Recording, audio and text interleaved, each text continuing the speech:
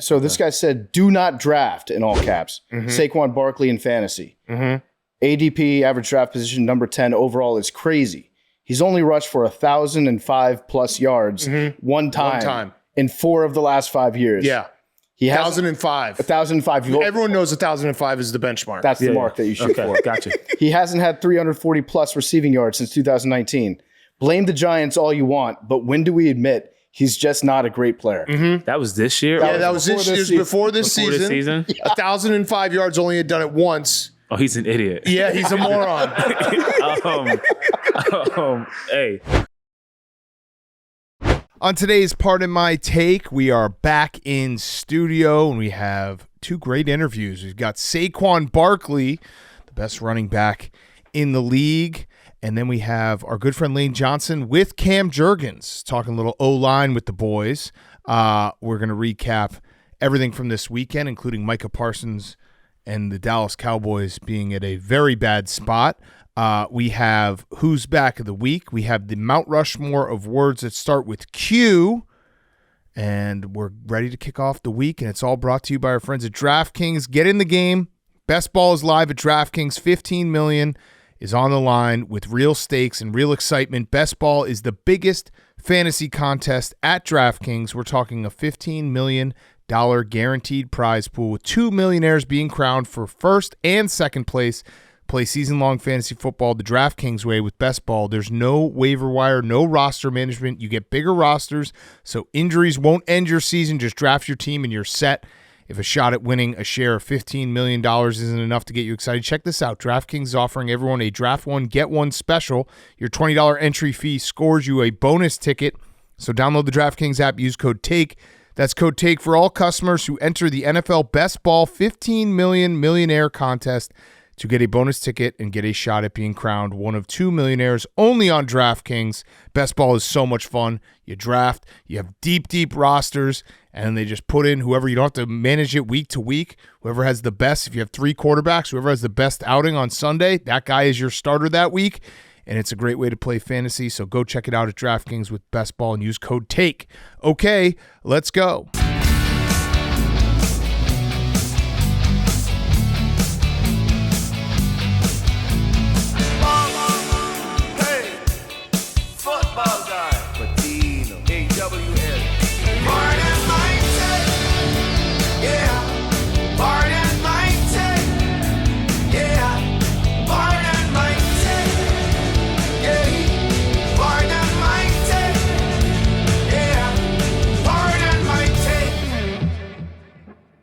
Welcome to Pardon My Take, presented by DraftKings. Download the DraftKings app. Use code TAKE. That's code TAKE for all customers who enter the NFL Best Ball $15 million millionaire contest to get a bonus ticket and get a shot at being crowned one of 2 millionaires only on DraftKings. Today is Monday, August 4th, and PFT, I'm starting to think Micah Parsons and the Cowboys do not like each other. That's interesting. Because all the talk in the world was about Scary Terry on Thursday, and we told people, keep your eye on the ball. Micah Parsons. It was quite a statement. Quite a statement. Was it the Notes app? Was it? Well, there was the Notes app, which is on dark mode, which I appreciate. I feel like that's the more impactful way to make a statement on Notes app. What I didn't appreciate is he didn't cut up the Notes app correctly, so you would like read one and then you would go to the next slide and you'd start halfway through what you just read. Don't like to do the extra reading. Just a little note for Micah Parsons for future Notes apps. Let's clean that up. Let's clean that part up. I don't really mind that because I get so distracted when I'm reading a Notes app that's in 4 different panels that by the time I get to the second panel, it's helpful to reread what I just read at the end of the first one. But yeah, you could tell that he put that out there too. That was his Notes app, not a Notes app that was texted to an agent who then did the very valuable work of copying and pasting and cropping the corners out of the Notes app. No, it was straight from his phone. You can see it. It was right on there. So it wasn't as far as declaring himself independent from the Dallas Cowboys, but he just said, I no longer want to be a part of the organization. I want to trade. You kind of fucked me over because we talked. That was not a negotiation. Then you won't speak to my agent. Which is apparently a Jerry Jones special. Yeah. Because I saw there was also going viral the time that Jerry Jones and Bill Parcells basically took Tony Romo into a closet and basically said, this is the deal we want you to sign. And he was just like, well, I'm not signing it. and my agent isn't here. So Jerry Jones likes to do this, little wheeling and dealing, talking to you. The story goes that he sat with Micah Parsons talking about leadership in the offseason. Then they started talking numbers, and then basically they called up his agent, was like, hey, we got the deal done. And his agent's like, what are you talking about? I haven't talked to you about any of this. Yeah. Kind of scummy behavior. Micah Parsons, it feels, and there was bad body language too. They were not happy with each other on the sideline because he's holding in, had his back to Stephen Jones. Glory hold in. Jerry Jones is doing weird Jerry Jones pressers where he, the one I noted was he said, when I grew up, I knew when mama wouldn't let me do something, going to daddy and daddy letting me do it. Then going back in and saying to mama, daddy said I could do it. That old mama daddy stuff we got here, doing that by nature. We're not going to do that. That's really weird because I think in this analogy he's referring to his son as mommy. Also, that's such a crazy quote. I was like, I had to double check and be like, is this made up? But it was a real reporter had reported that. No, I think he turned Steven into mommy. Yeah. In that equation. So of course, not doing the mommy daddy stuff. Not doing the mommy daddy stuff. He refused. And then Florio's all over it because this is a wet dream for him. Of course. And so he came up with an idea. You want to hear a dream that's going to piss you off? Okay. Okay, this is Florio's idea. He's not wrong, but it's going to piss you off. For a player in the last year of his contract, his obligation ends with the final game of the regular season, which means that he can walk out at the start of the postseason or at any point during the playoffs with no contractual consequence. I like that. Florio is saying that a player in this situation, in the final year of their contract, would be within their rights at the start of the season to say, I'm going to play out my contract, but if we make the playoffs, I'm not going to play in any playoff. This is double fan fiction because it has the fan fiction of the Dallas Cowboys making the playoffs. Yep. And then the fan fiction of Micah Parsons walking out on a playoff team. So I was thinking about this. I think the only reason why Micah Parsons would not come out and say that is because he knows that everybody's response would be like, what do you mean in the playoffs? Yeah. Which is a deterrent for him. Right. But yeah, that's it's taking the college argument of sitting out bowl season, moving it to the NFL. I like that. And then Florio's stirring it up a little bit. He is. I like that. Also, Jerry Jones is he just keeps taking shots. Like I said, we talked about this like a month ago, that he is in that senile old phase where he's just saying shit and you're like, I really wish you wouldn't say that. Thanksgiving table uncle shit. Because he was asked about if it bothered him reading Micah Parsons' statement, and he said, not a bit. I can't tell you how many hundreds of times I've heard that negotiation. And then when he was asked about fans yelling for him to sign Parsons on the sidelines, he said it was just so much louder walking off the field last year with CeeDee Lamb. Yeah. So he's just taking a dig at Micah right there for no reason. And meanwhile, it's fun. This is fun. Meanwhile, CeeDee Lamb and he said something on Twitter. Trayvon Diggs, Overshown. And they all have his back. There's another guy. They changed their profile pictures to Micah Parsons. Okay. And then Des Bryant is also weighing in because Des Bryant went through a weird contract negotiation with Jerry Jones where Jay-Z got involved. And then Jerry claimed that Jay-Z was not returning his calls. And then they eventually got the deal done on a cocktail napkin, which also presents another problem because, one, it's not a contract. Two, Jay-Z was never actually a certified agent for the NFL. So that it brings up the question, can you just declare yourself independent from an NFL team? This is what Florio would love. Can we do that? He absolutely thinks you can. You can just be like, I am no longer a Cowboy. He wants to get rid of the draft. Yeah, he's just like, I'm not playing for the Cowboys. So, I mean, if Jerry is in fact like trying to negotiate directly with players and not negotiating with their agents, there might be a loophole in there. I don't know. I'm not a lawyer. Also, they should just trade him because the Cowboys are not a Super Bowl team right now. And if you don't want to pay him, trade him. He is guaranteed two first rounders. Yeah, it's like guaranteed. Khalil Mack situation. And the Khalil Mack was a good trade for the Bears. The timeline of Mitch did not work out how they thought it would. That would be a mistake if. Well, I don't know. I would trade him in a second. Any team should trade him for 2 first round. Is there going to be a guy in the next 2 drafts that's going to be better than Micah Parsons? I don't think so. I don't know. He's got 12 sacks in his first 4 seasons. He's a monster. I'm trying to figure out who the Raiders got with those Khalil Mack picks. They got. No, it was really bad. Let's see. Who did the Raiders get? No one here? good. I think it was Leatherwood or whatever. So it was a lose-lose trade, kind of. No, well, no. Mack was good for the Bears. It was not the Bears trading for Khalil Mack was not the problem for that. It was that you traded for him being like, Mitch is going to progress and get better and better and better. when Michigan get better and better, you then were out of picks to maneuver out of that. Yeah, he became the Khalil Mack part of it was correct. Like he was a monster. He was good, but he became like a luxury player, which is like. Because the quarterback didn't come along. Yeah. You were like, hey, we got to. The thought process behind it was correct. It's just you need the quarterback on a rookie contract to get better as he gets to second, third, fourth year. The Bills should give a call. The Bills should give him a call. Patriots should give. What are the odds? It's Cowboys -3. You meant 12 sacks last year. Patriots. I thought he had plus 12 1,000. sacks in his first 4 seasons. Eagles plus 1,000. Who, Micah Parsons? Yeah, No. every year. Oh, every year. Yeah, every year. He's 4 years into his career. Every single one of his first 4 years, he has at least 12 sacks. He has at least 12. Which is pretty fucking impressive. Yeah. I think that's the first player to do that since Reggie White. Yeah, he has 52.5 sacks through 4 seasons. Yeah.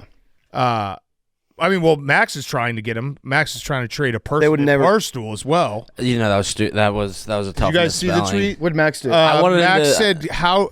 Hold on, let's trafficking? pull it up. Don't tell us what it is. This was.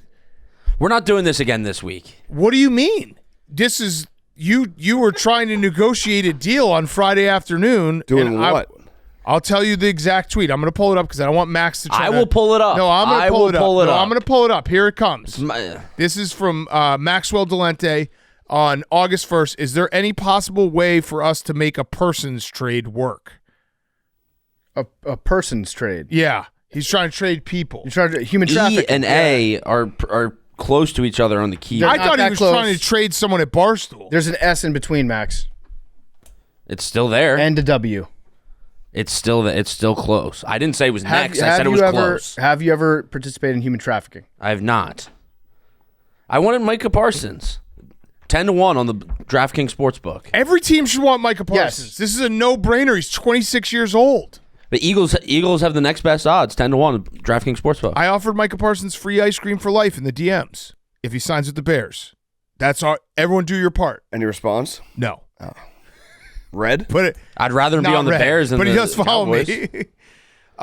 Yeah, I mean he's an unbelievable player, and like I said, if you're gonna, it's not like in baseball where you know guys will get traded for a 1-year rental and then they'll go sign somewhere else. If Micah Parsons gets traded, he's going to sign a deal the next day. Is it the day that he shows up to his new team? If it actually happens where Micah Parsons just never plays for the Cowboys again, if he just says, I'm done with the Cowboys and I mean it, I will not play another down of football for you, is there going to be like an uprising against Jerry Jones?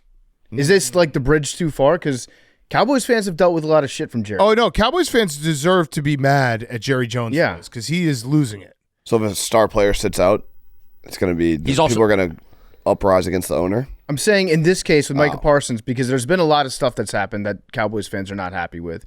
And if the star player sits out because the owner screwed up the negotiations by inserting himself and then trying to take a fake deal to get it signed, that seems like it's a problem. And it's also, this is what the Cowboys do. Like, good organizations get their good players signed before it becomes a problem.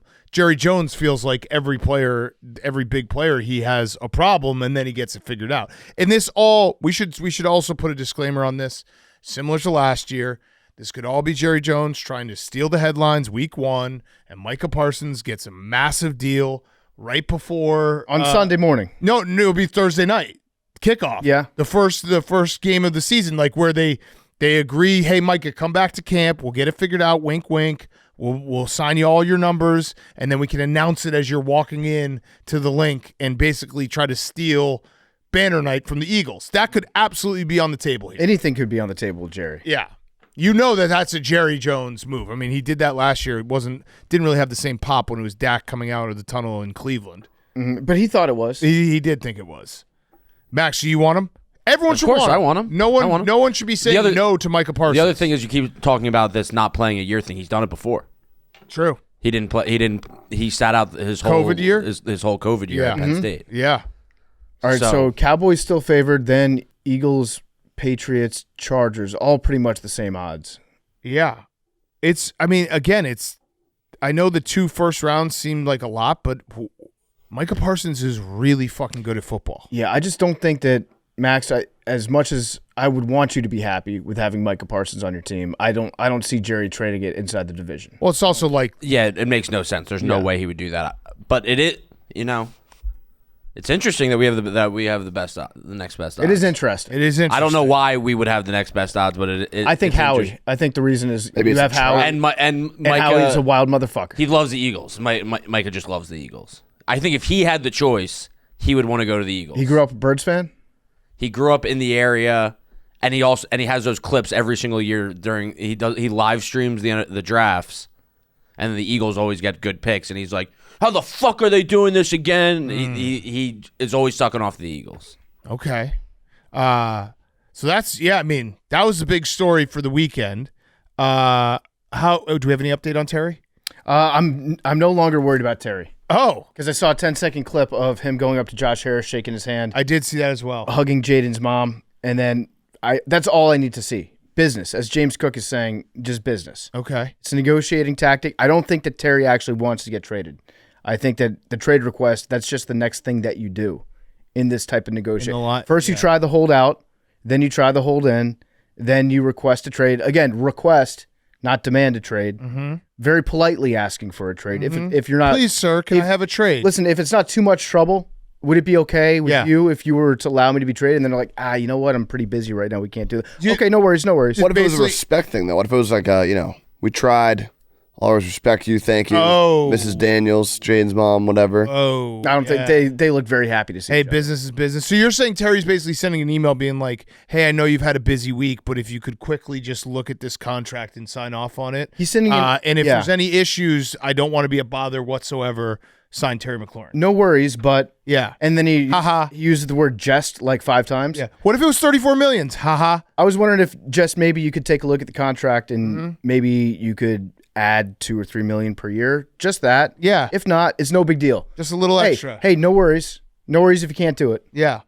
All right, so you're not worried because of a handshake. I'm no longer worried because of the handshake. Very well could be him saying, hey, dude, it's no, nothing personal here. Love being a commander, but it's not going to happen. No, I mean, if you know anything about Josh Harris's history of handshakes on camera, this was a handshake that he meant.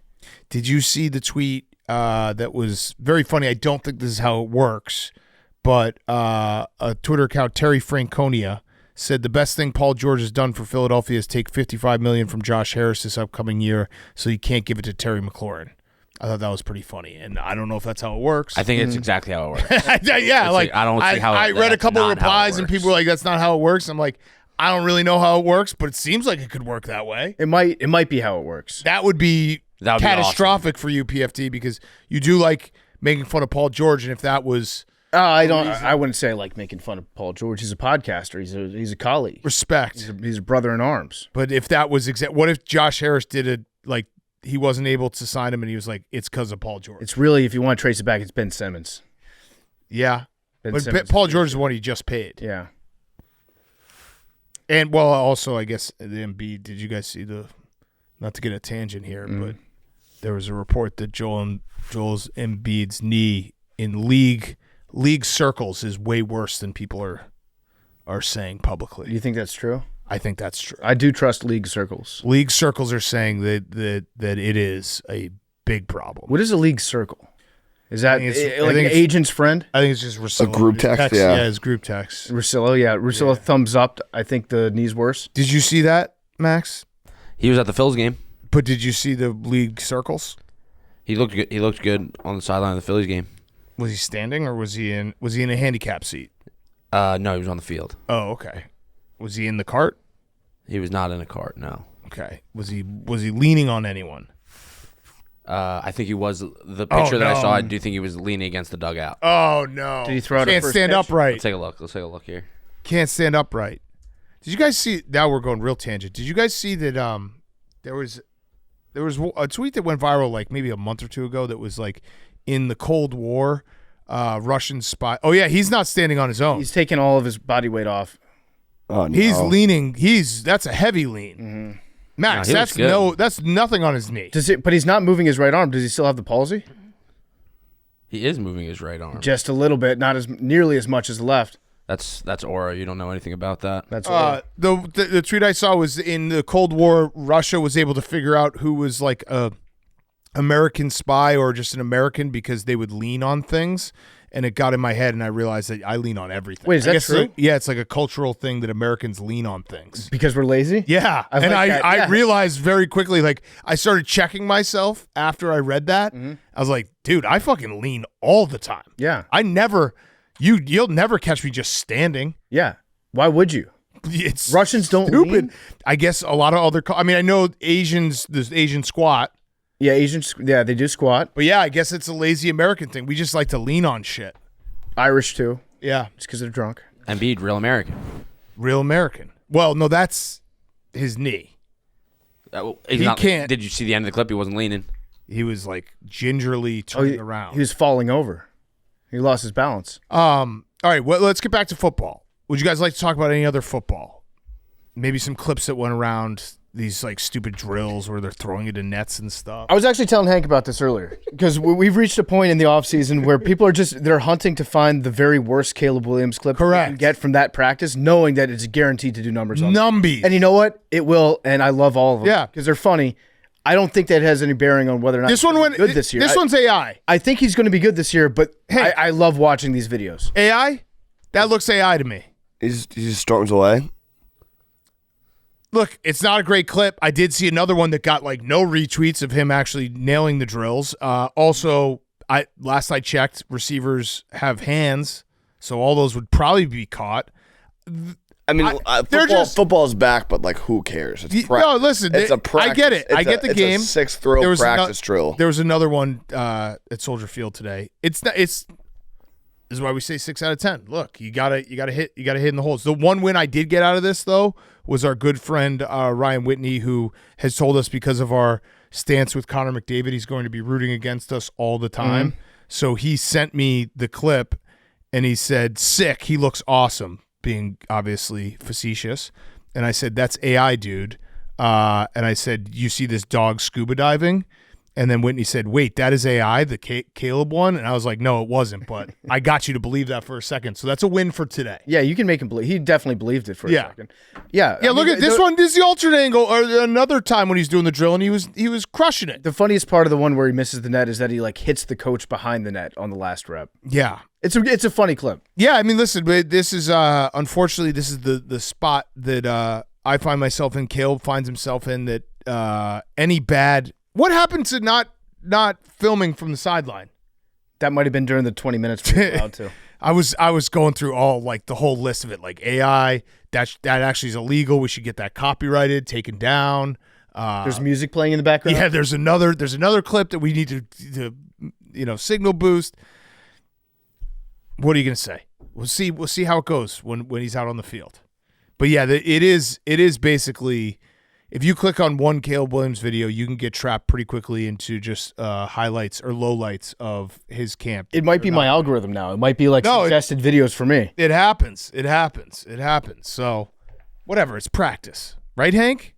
It's practice. Although the stats from today don't look great. Practice? Are you talking about the practice stats? Are these true? I mean, it was at Soldier Field.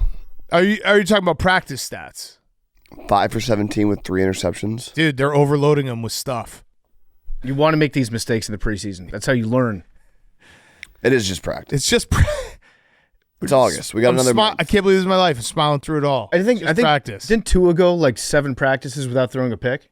And then the fans all clapped when he finally threw one. Yeah. They know ball. Yeah. Miami, good sports town. That's what we always say. This was Jalen Hurts last year this was you. No, it was actually not good. Max, not everything's about the Eagles. This one might be about the Eagles. This was what. No, this is about Tua. This was an entire bit that you guys did. This is about Tua. Months last year. This is happening right now with Tua. Currently? Yeah, it happened. I think his streak ended today. Are you forgetting that this was a bit that happened like all I don't know of what you're talking about. I do remember that. You kept making fun of me and saying that it's not good that he hasn't thrown an interception yet. I'm just talking about what's happening right now with Tua. The fans clap because he finally threw a pick. Good sports town. Do you not believe that it's also happening to Tua? I'm sure it is, but like that was like a bit on this show for a month. It was. And I No, actually, no. I don't take back any of that bit because Caleb Williams throws interceptions in practice, so he's a good quarterback. It's good. Yeah, that's good. It's that's good really to make good. these mistakes. By the way, speaking of the Dolphins, Mike McDaniel and Tyreek Hill do not like each other. I didn't know that. I was very, very unsure that Tyreek would be back in Miami this year. Did they try to trade him? He's doing like a hybrid of the hold in, just be an asshole while participating thing. Yeah, Antonio I'm here. Brown. Yeah, he's just criticizing his fourth down play calling. Clown Reek. Yeah, it doesn't feel great. This is what this time of the year is for, though. It's just people being. It's like Pete Carroll throwing a flag in a practice, a challenge flag. Caleb Williams missing a bunch of targets. Mm-hmm. Everyone having a good laugh, and guys holding in, holding out. Do you think that Pete Carroll in his year off? Do you think he was chewing gum? Yes. I feel like he waits for football for that. I don't see him walking around the house doing it. I got to know. No, I think he was doing it while he was watching football. Yeah, when football's on TV. Yeah, when he's watching tape. Yeah. He's grinding tape. I do have an update on day 9 of Brown's training camp. Okay. For their QB tracker that they've got. Okay. Flacco, 11 for 18, 1 touchdown, no picks.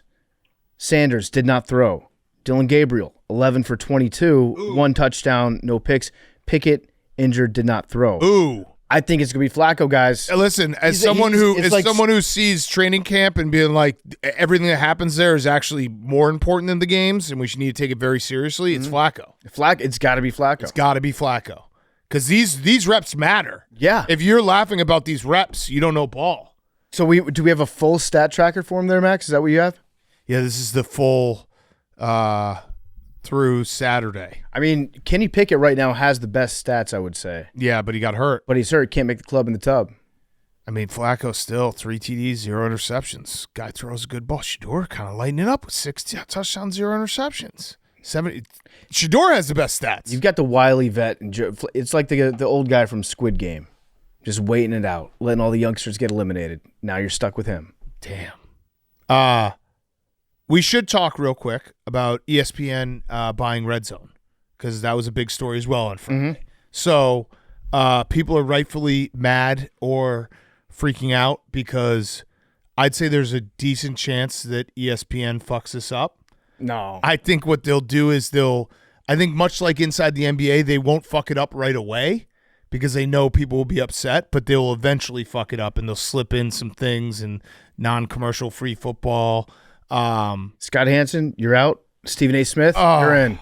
It sucks. I mean, it's all because ESPN is about to launch their new ESPN Plus that's going to be $30 a month. So they need more sports, more live rights to justify that. Adding Redzone, adding 7 NFL games is exactly what could justify that. Don't fuck it up. They're going to fuck it up, but don't fuck it up. They're not going to have commercials. I don't think. I hope that they won't. NFL Network tried that last year. I don't think they're going to have commercials right away. But I think that they're going to have like very intrusive on-screen commercials during the actual play. And I think they're going to eventually get to commercials. Mm-hmm. Yeah. It's going to suck. Not good. Is it still going to be Scott Hansen or do we have anybody else? Well, so it takes it's not going to happen this year. Uh-huh. So next year is the earliest it could happen. Because they have to like vote on this. They're thinking Greeny. Dude, if Greeny they're does thinking, this, riot. That like the pitch deck for getting Redzone was just Mike Greenberg's face. We've got the man. Scott Hansen, you can't screw with Scott Hansen and what he has. You can't. ESPN's basically their whole strategy now is just buy everything that is universally beloved and then try not to fuck it up. Yeah.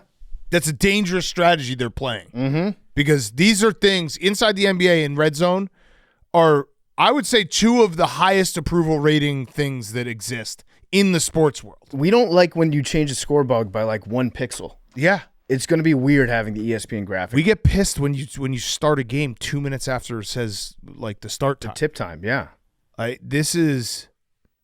We get mad when you play a commercial too many times and the song gets in our head. If they screw up Redzone, that's my personal January 6th. It's going to be a problem. Yeah. And then, the inside the NBA as well. I'm going to put on the horns. I'm going to get the staff. I'm going to walk out of there with John Skipper's lectern. It's fucking on. Don't fuck this up. Okay, what else do we want to talk about? We want to talk a little baseball, National Sports Podcast? I got a baseball story. Actually, no, I'll save that for Who's Back Week. I was going to say Kyle Schwarber should be MVP. Yep. You agree, Hank? I do. That's crazy. Wholeheartedly. Max, do you agree? I for sure agree. Tied Shohei. Tied Shohei for home runs. Shohei's not pitching. PCA is very good. He's cooled off a little. I would love for PCA to win MVP, but I also have a 90-1 ticket on Kyle Schwarber. But that has nothing to do with us saying Kyle Schwarber should win MVP. I'm not concerned with the NL race. I'm more concerned Cal Raleigh should be AL MVP. Okay. I just feel very strong. I agree with that as well. Yeah. It's the baseball was awesome on Friday night, especially. There was like a few walk-offs. They had that Pirates Rockies game that was 17-16. That was awesome. Baseball's heating up. It's good. Okay.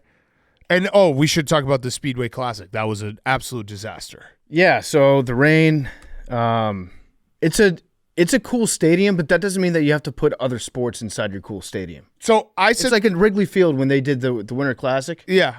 Terrible place to watch a baseball game. The sightlines, the hockey game. Yeah, to watch a hockey game. Great place to watch a baseball game. Terrible place to watch an NHL game for the Winter Classic. Yeah. If it's a drone shot, if it's a blimp shot, it looks incredible. Mm-hmm. Anybody that's in that stadium not having a great time, I feel the same way about using NASCAR tracks to have other sports. So obviously they can't be blamed for the rain except for the fact that they tried to play an inning when they knew that they weren't going to play anything, and that was really stupid. They ran out of hot dog buns in the first inning. They ran out of cheese on the nachos. Mm-hmm. They did have Tim McGraw and Pitbull performing together, which that's a crazy combo. But I don't understand. I tweeted this morning. Like, why not just do it at Field of Dreams every single year? I guess they're doing renovations there, and they're making it like an insane, all-encompassing baseball place that is going to hold tournaments and everything.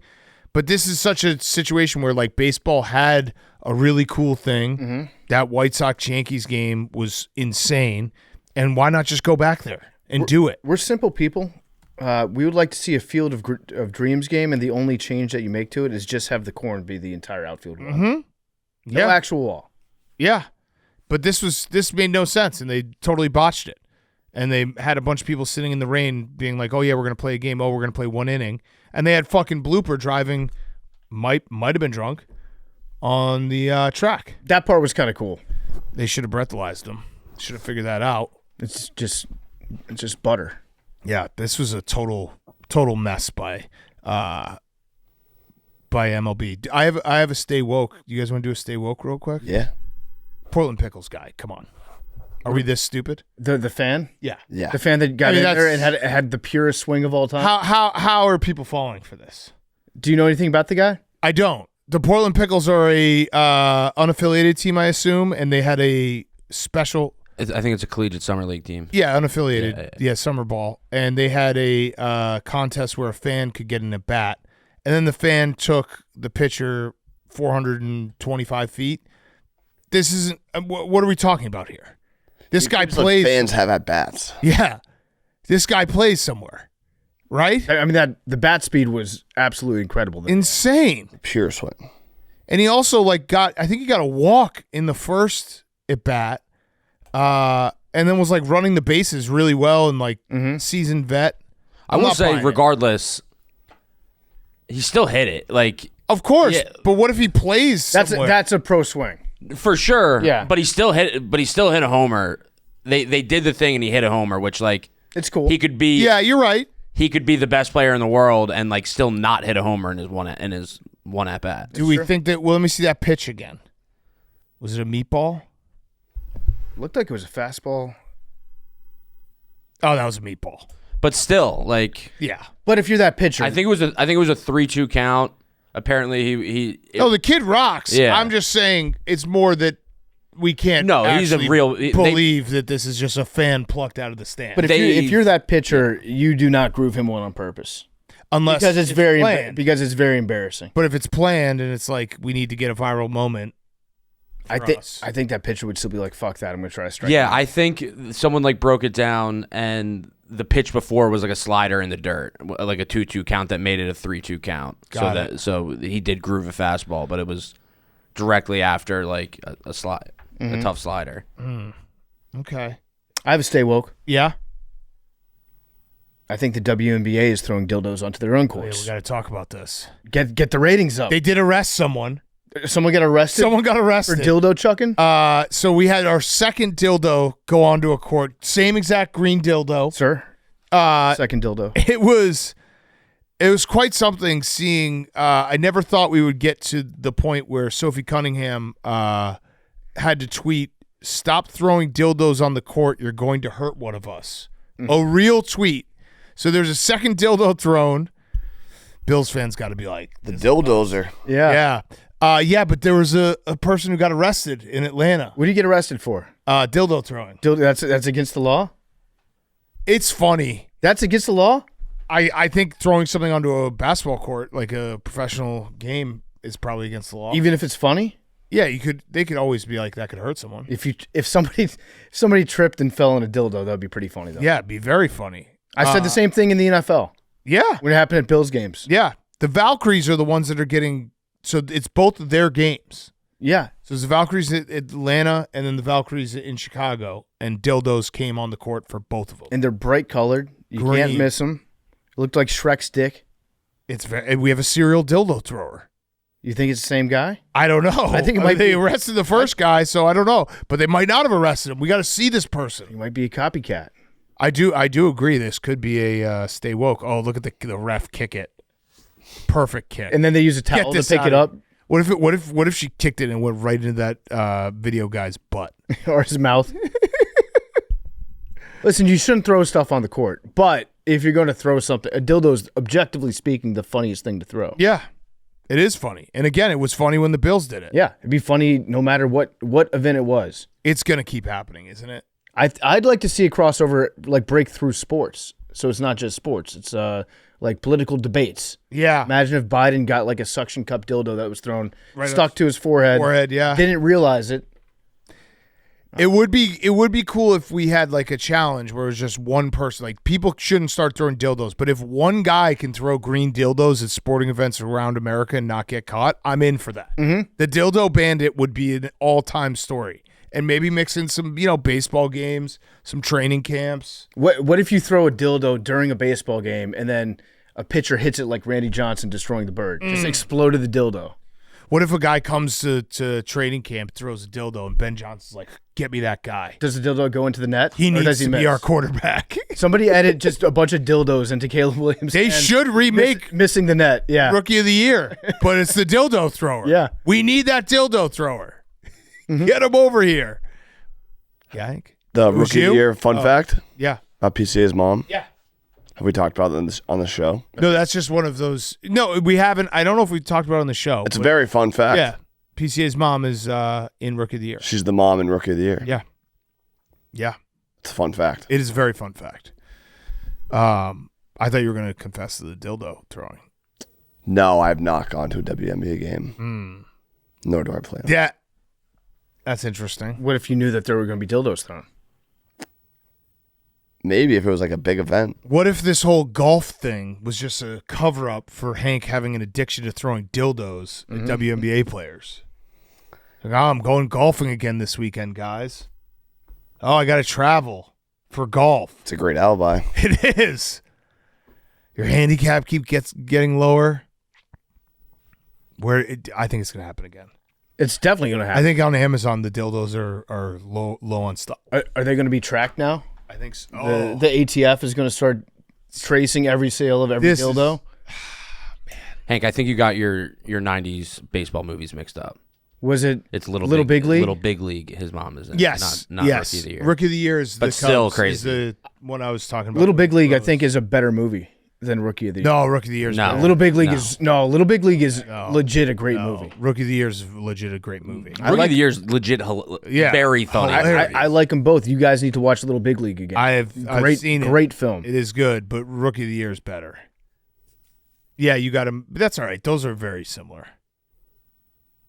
You got it now? Yeah. So back to you throwing these dildos. I like Little Big League better. Yeah. Oh, okay. Embrace debate. Zach, which one do you like better? He's seen neither. Rotten Tomatoes says Rookie of the Year higher. Okay. Which one do you like better? Rookie of the Year has what's his name? Daniel Stern. Harry. No, Marv. No, Harry. Harry. He's so funny. He's so funny in it. So funny. Hot ice. Yeah. Heat up the ice. Eisenberger. Garden Hoser. What? Like, what did you say? Little help now. Help now. He gets stuck in the thing. Yep. It's just, listen, don't throw dildos on the court, but the fact that this is an actual conversation people have to have online is so fucking funny. It's so fucking funny. Again, don't throw dildos. Do not throw dildos on the court. It could hurt one of us. Please don't. But I will laugh if it happens. Every time. And it does, tweet it. It actually, I think it might be funnier at an NBA game than WNBA game. It doesn't matter what sport it is. Doesn't matter what event. If somebody brings in a stray dildo, I'm in. It would be nice if we had, little, at Representation Matters, we'd get a pocket pussy thrown out at an NBA game. That'd be great. Let's get that going. Mm-hmm. Asa Akira's. Remember that one? Yeah. No, that was a pocket pussy, yeah. Yeah, that's what I said. You were looking up to... I was reading about little big league and rookie of the year. But if somebody just throws one of those big fists, have you seen those? Oh, that are just the forearm and the fist. Yeah, just big giant butt fist. You getting those in your Google ads or something? Big giant butt fist. No, they always kept that one in the corner at the sex shop. Yeah, you go in there and it was like the real hardcore shit. The real motherfuckers. Yeah, the real. You want some hardcore shit? That's the real shit. Okay. Anything else? Oh, your new closer has an awesome walk-up. It's so sad. He always had that. I know Twins fans. By the way, I should say, Twins fans, this has sucked for you. We've talked about Minnesota sports being just abused, but the Twins just trading their entire team and just being shitty ownership. That needs to change. They're in the category with the Rockies, with the A's, with the Pirates. They have more success than those teams, but their owners don't care, and their owners aren't trying to win. And so fuck their owners. That's why Little Big League is such a cathartic movie. Yeah. I'm gonna look up their owners because we gotta give them something. Twins owners, the Polads. Fuck them. The Polads. That sounds like a slur. Yep, like a slur. I was gonna say that, but the Polad family. Fuck you guys. Mm-hmm. Jim Polad, jerk. Carl Polad, jerk. Jim's son Joe, jerk. Maybe an AWL. Listen, if you want to get us free tickets. We won't take them. The Polads. I'm considering it. I will not. But only... I'm standing up for Twins fans. You guys getting fucking screwed. How long have these guys owned the team for? A long time. Are they like 1984. So they were around for the... Kirby Puckett. Kent Herbeck. Team on my back. Yeah. But yeah, it's been a long time. I mean, they do the thing that is the worst in ownership. I know that, like, obviously moving a team is the worst. But putting out a team where all you're trying to do is get to the playoffs a little bit and never actually go for it, that's bullshit. It's very frustrating. Yeah, that's insanely frustrating. Okay, so yeah, the new closer, Twins fans rightfully were like, he's always had this walk-up music. It was more that the link looked pretty sick when he came in. The bank, sorry. I get my Phillies. Yeah, you're good. We have Saquon on. Hank, are you feeling good about your Red Sox? No, we didn't make a lot of moves at the deadline. But you guys just... Yeah, but... I think you guys just took over first place in the AL East. No, you just took over the Yankees in the AL East. You swept the Astros. I feel all right. I'm still running side by side with the bandwagon. Okay. Not fully on board yet. Have you put a foot on? No, but I've caught up speed. Okay. You've caught up to speed. Just didn't. No moves at the deadline. Yeah, a lot of teams did no moves at the deadline. Okay, should we do Who's Back of the Week? Yeah. And then we'll get to our Mount Rushmore, and we will do our interviews. Saquon was awesome.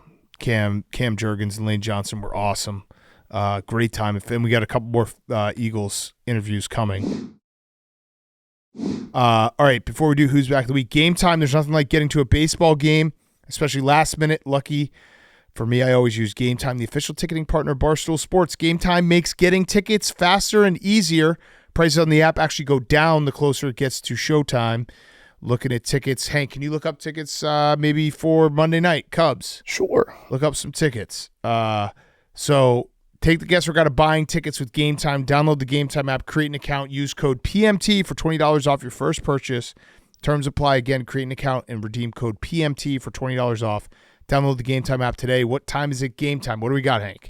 $39 to get into the Reds at Cubs tomorrow night, 7:05 p.m. So you get in for $19 if you make a Game Time account and use code PMT, $20 off.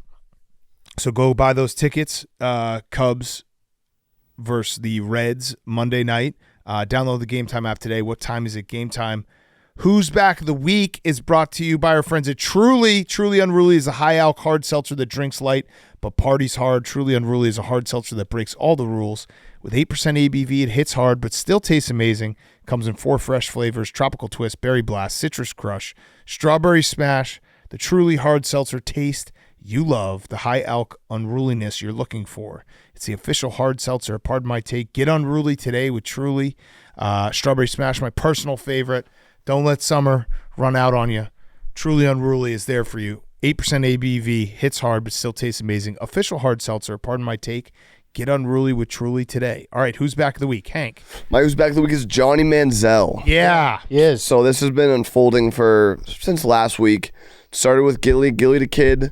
Was ranting about Jalen Hurts. Obviously, one of the biggest homers, biggest ranters, maybe the number one ranter on social media. Like Gilly, just he can put out 10 to 20 minutes of videos via rants a day. But he can also do rants where he doesn't even say anything. Mm-hmm. Yeah, he just stares at the camera, like dances to something, and you get it, and you're like, I just got ranted. He didn't open his mouth. Mm-hmm. So he was going off about Jalen Hurts. Said Cam Newton never got one of these. Cam Newton then went on his show, got pretty personal, started talking about Gilly's rap career, and kind of took it. Obviously Gilly took a shot at him, and then Cam just went for the jugular. Gilly responded, and then Johnny Manziel from the clouds. It was Gilly's birthday. I guess Big Dom brought the Lombardi to his trophy, and then Gilly was obviously trolling more. Mm-hmm. And Johnny Manziel from the clouds just said, "You may be the biggest fucking loser on the planet, talking like you've done anything on a football field. If I see you, just know I'm going to slap the fuck out of you. Trust." Did anyone come to Gilly's defense? One Stephen Che. Who wrote, Gilly only has 7 fewer TD passes, but also has 7 less interceptions than you on an NFL football field, so I'm not sure you're the right guy to gatekeep NFL discussions because you are nobody in that world too. Great college player, though. Respect. I like the respect. Killed him with that. That really makes it all better. And then Johnny said, and you're the right guy to say anything. You should blow Dave every single day for your job. Fuck your respect. Suck my dick. That's a lot of dick sucking Steve has to do. Yeah. Also, it's me. He blows me, not Dave, for his job. And then Steven just hit him with the "Do you like my hat?" which is a killer. It's tough to come back from that one too. Also, respect. What's so Johnny Manziel's like? This is a beef I didn't see coming. No, yeah, and then Gilly did a funny video response with flour or something all over his face, just being like, stay out of my business." Yeah, and it all started because I assume Cam went on Johnny's podcast and talked shit about Jalen Hurts. I think. Yes. Okay. There's just been a lot of Cam Newton versus Jalen Hurts discourse in the last 2 weeks. Got it. And people are simultaneously not appreciating Jalen Hurts for winning a Super Bowl and also forgetting that Cam Newton was fucking amazing. Really good. Football. Yeah. He won an MVP. He did. Won an MVP. He got Ron Rivera to the Super Bowl. Did. People don't talk about that. Riverboat Ron. All right. That was a good one. Good who's back. Good who's back, Yeah. Hank? Also, Kim Young, first PGA Tour win. Yeah. Been on the tour for a long time. I thought he had won before. Yeah. Him and Tommy Fleetwood are kind of everyone thinks they've won, but they haven't. Can't win the small one. What was I saw he was insane this weekend. I saw there was was it his round 2 and round 3 combined was 125 shots? That's so insane. Yeah.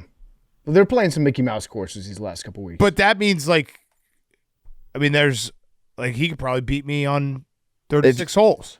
If you played 18. If you played 18, yeah. If you played 18 from where he teed off from, 126 is right around there. What would you shoot? 110. 126. I could probably shoot 126. They play from so far back. Yeah, that's crazy though. That is nuts. 125 shots in two days. Huge win for MLB. Huge win. What is his connection again? He wears the MLB patch. Oh, that's right. That's Yeah. right. That's right. He's sponsored by a different That's sport. right. By MLB. Yeah, that's right.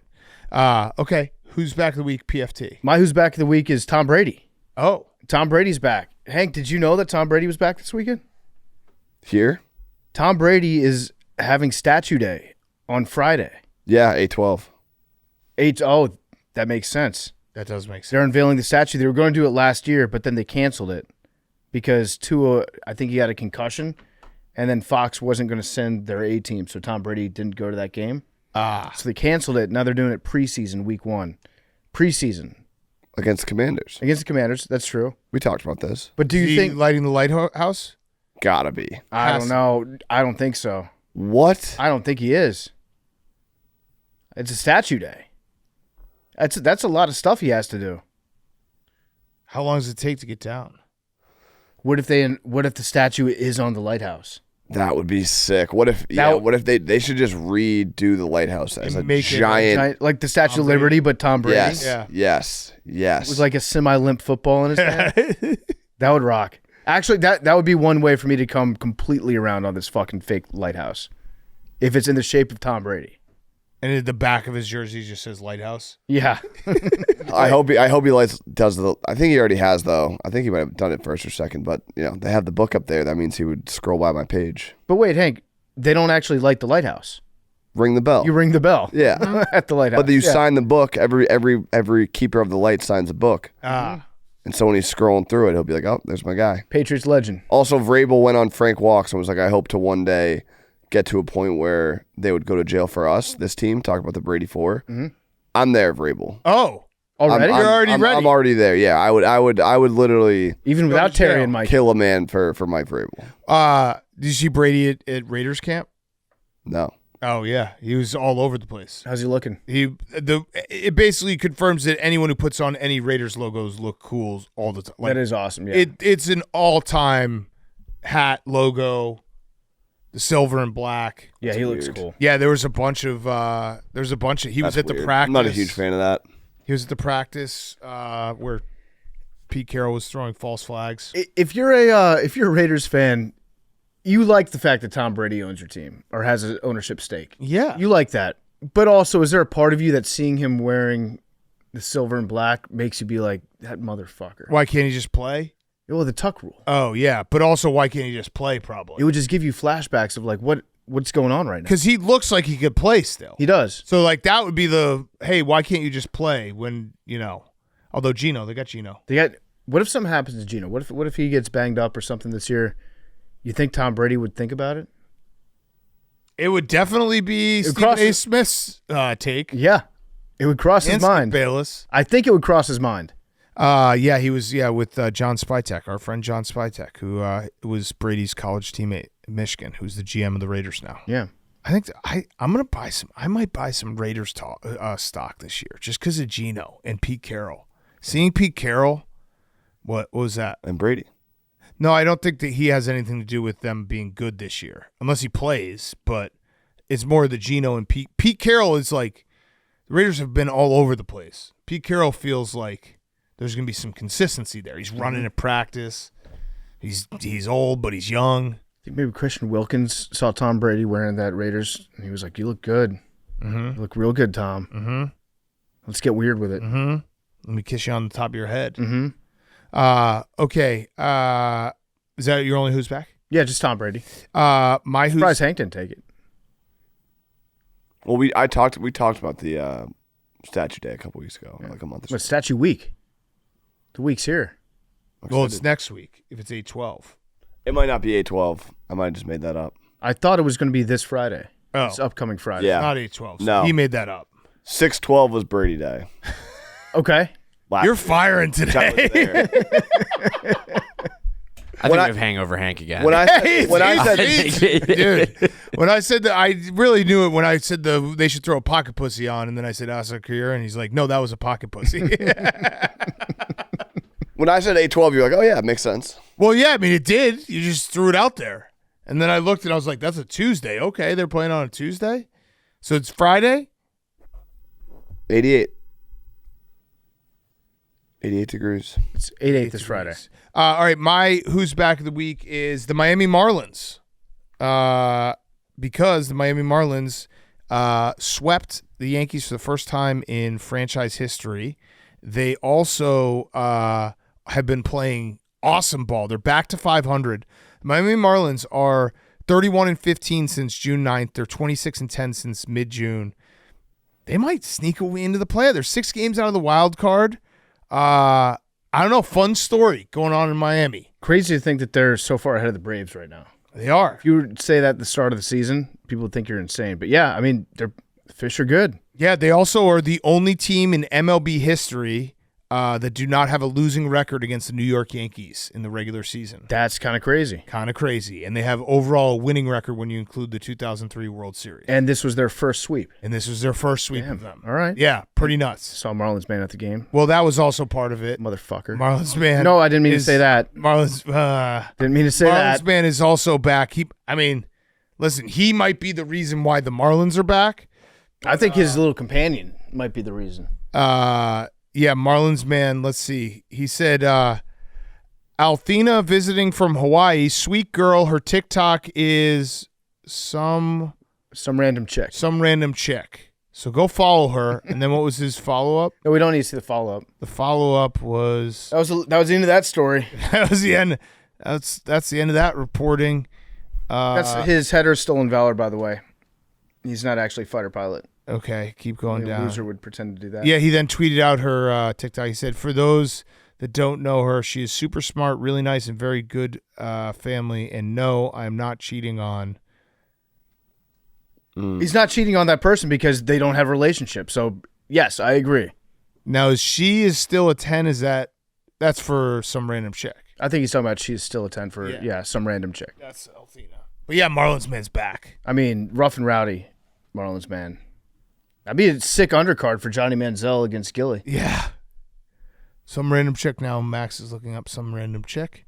She's nice. Looks like a nice lady. Comes from a good family. Yeah. Marlins man said it all. Really nice. Really nice woman. She looks smart. Yeah. The Marlins are back though. Good story. Is that? I don't want them to get in the playoffs. That's not a video of her making out with Marlins man, is it? Where? On her TikTok. She's making out with somebody. No, that's not Marlins. No, that's not Marlins man. Okay, good. No, that's another woman. They can do that? Apparently. It's awesome.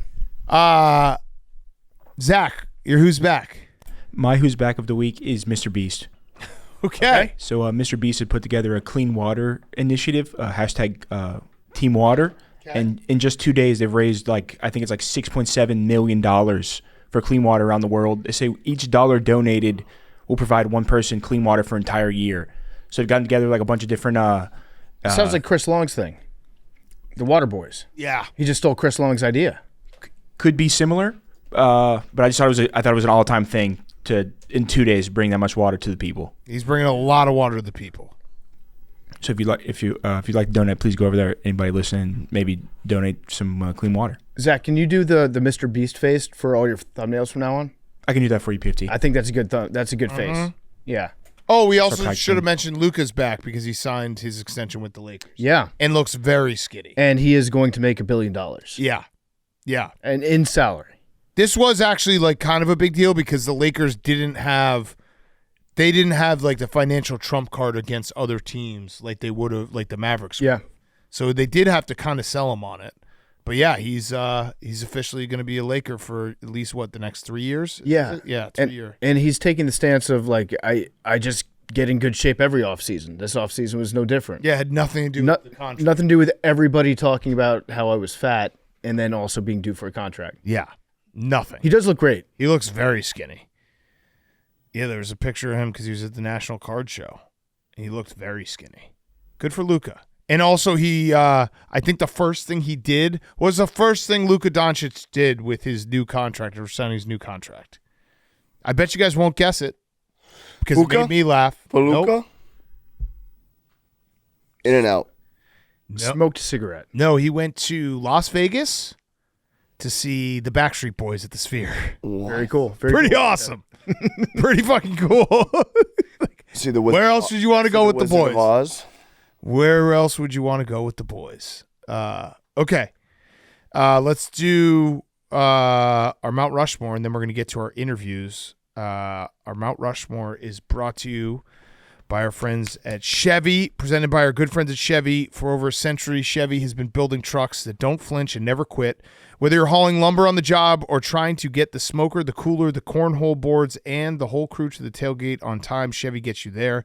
When Chevy says most dependable truck, they're not just speculating. Chevy trucks have earned more dependability awards for trucks than any other brand, according to J.D. Power 2025. Sounds like they have the stats to prove it.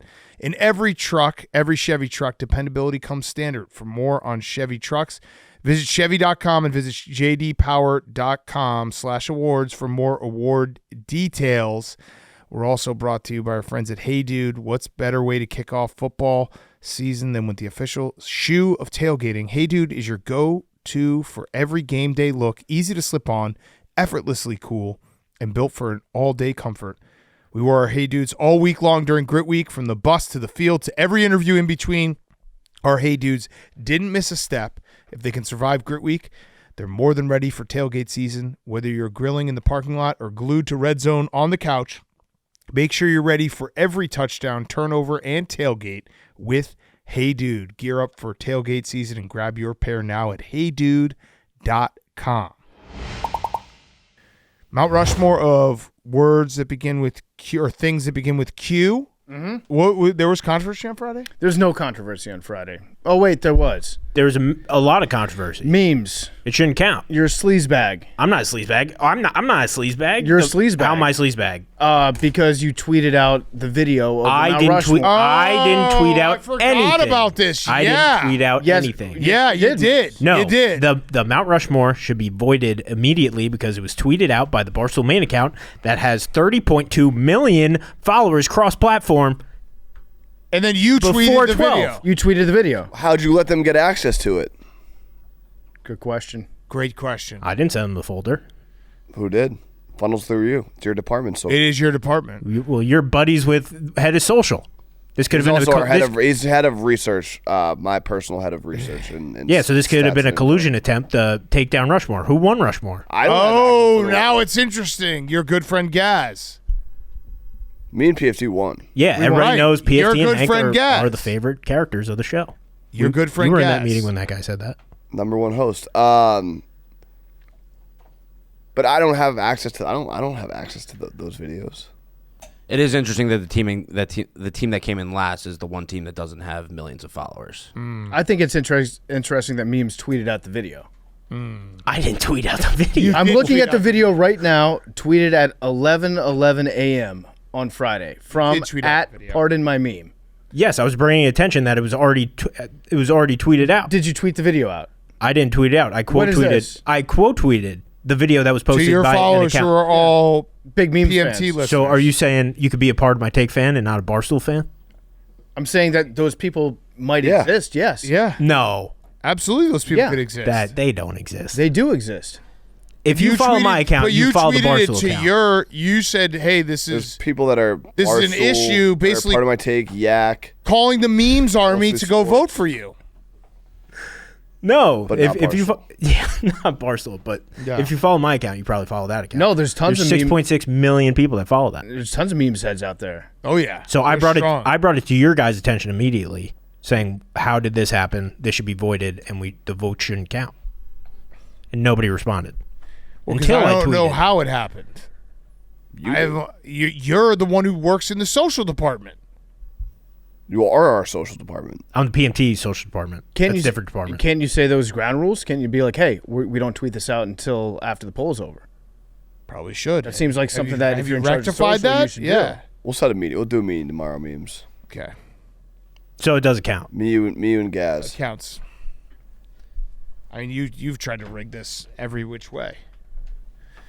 Let's go, Hank. Nothing. All right, Mount Rushmore things that begin with Q. Who's up first? I believe we are up first. Okay. I did no fighting. I'm done fighting. The one time he didn't. Yeah, Memes was mad that I didn't fight. I said I'm done fighting. I fought so much last week. My watch has ended. I'm going into this week with good vibes. Right. I was bad vibes last week. My Same fight guy. vibes. My fight guy didn't want to fight. I know. I didn't want to fight. I didn't want to fight. He wasn't there for you. I believe PFT and Hank are first. And then Zach and I are second? Yes. Okay. All right, for the 1-1, things that start with Q, PFT and I will take queso. Oh, okay. Good pick, Hank. Yeah. Great pick. Yeah. Queso's amazing. We'll go with the most important position in all sports, quarterback. Yeah, that too. Have to. Max is going quinceañera. Hank, what I put on the list? This is we have to actually like. This isn't funny. I said, do not pick quinceañera parties. Let Max take it. He's taking a walk. He's done fighting.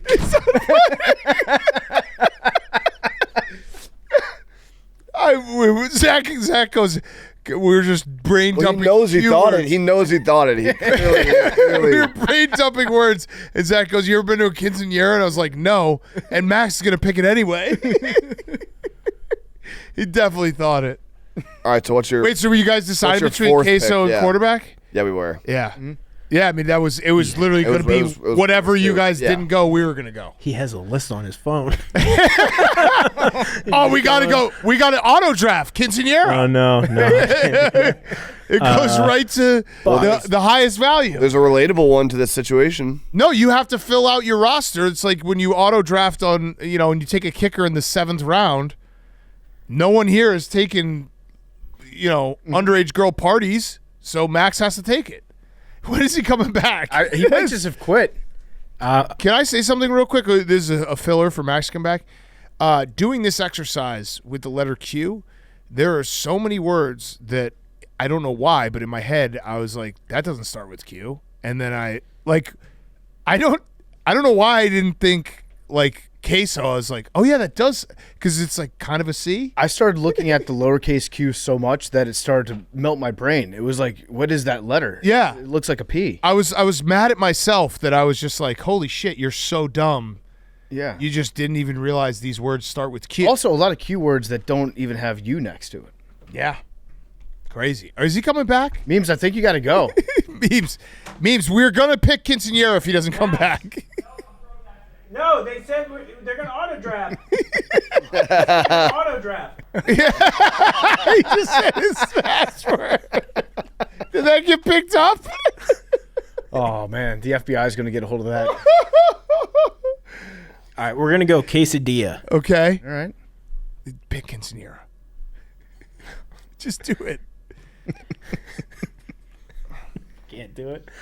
And then we'll go Queen Latifah. Oh, okay. All right. Didn't make our Holy shit.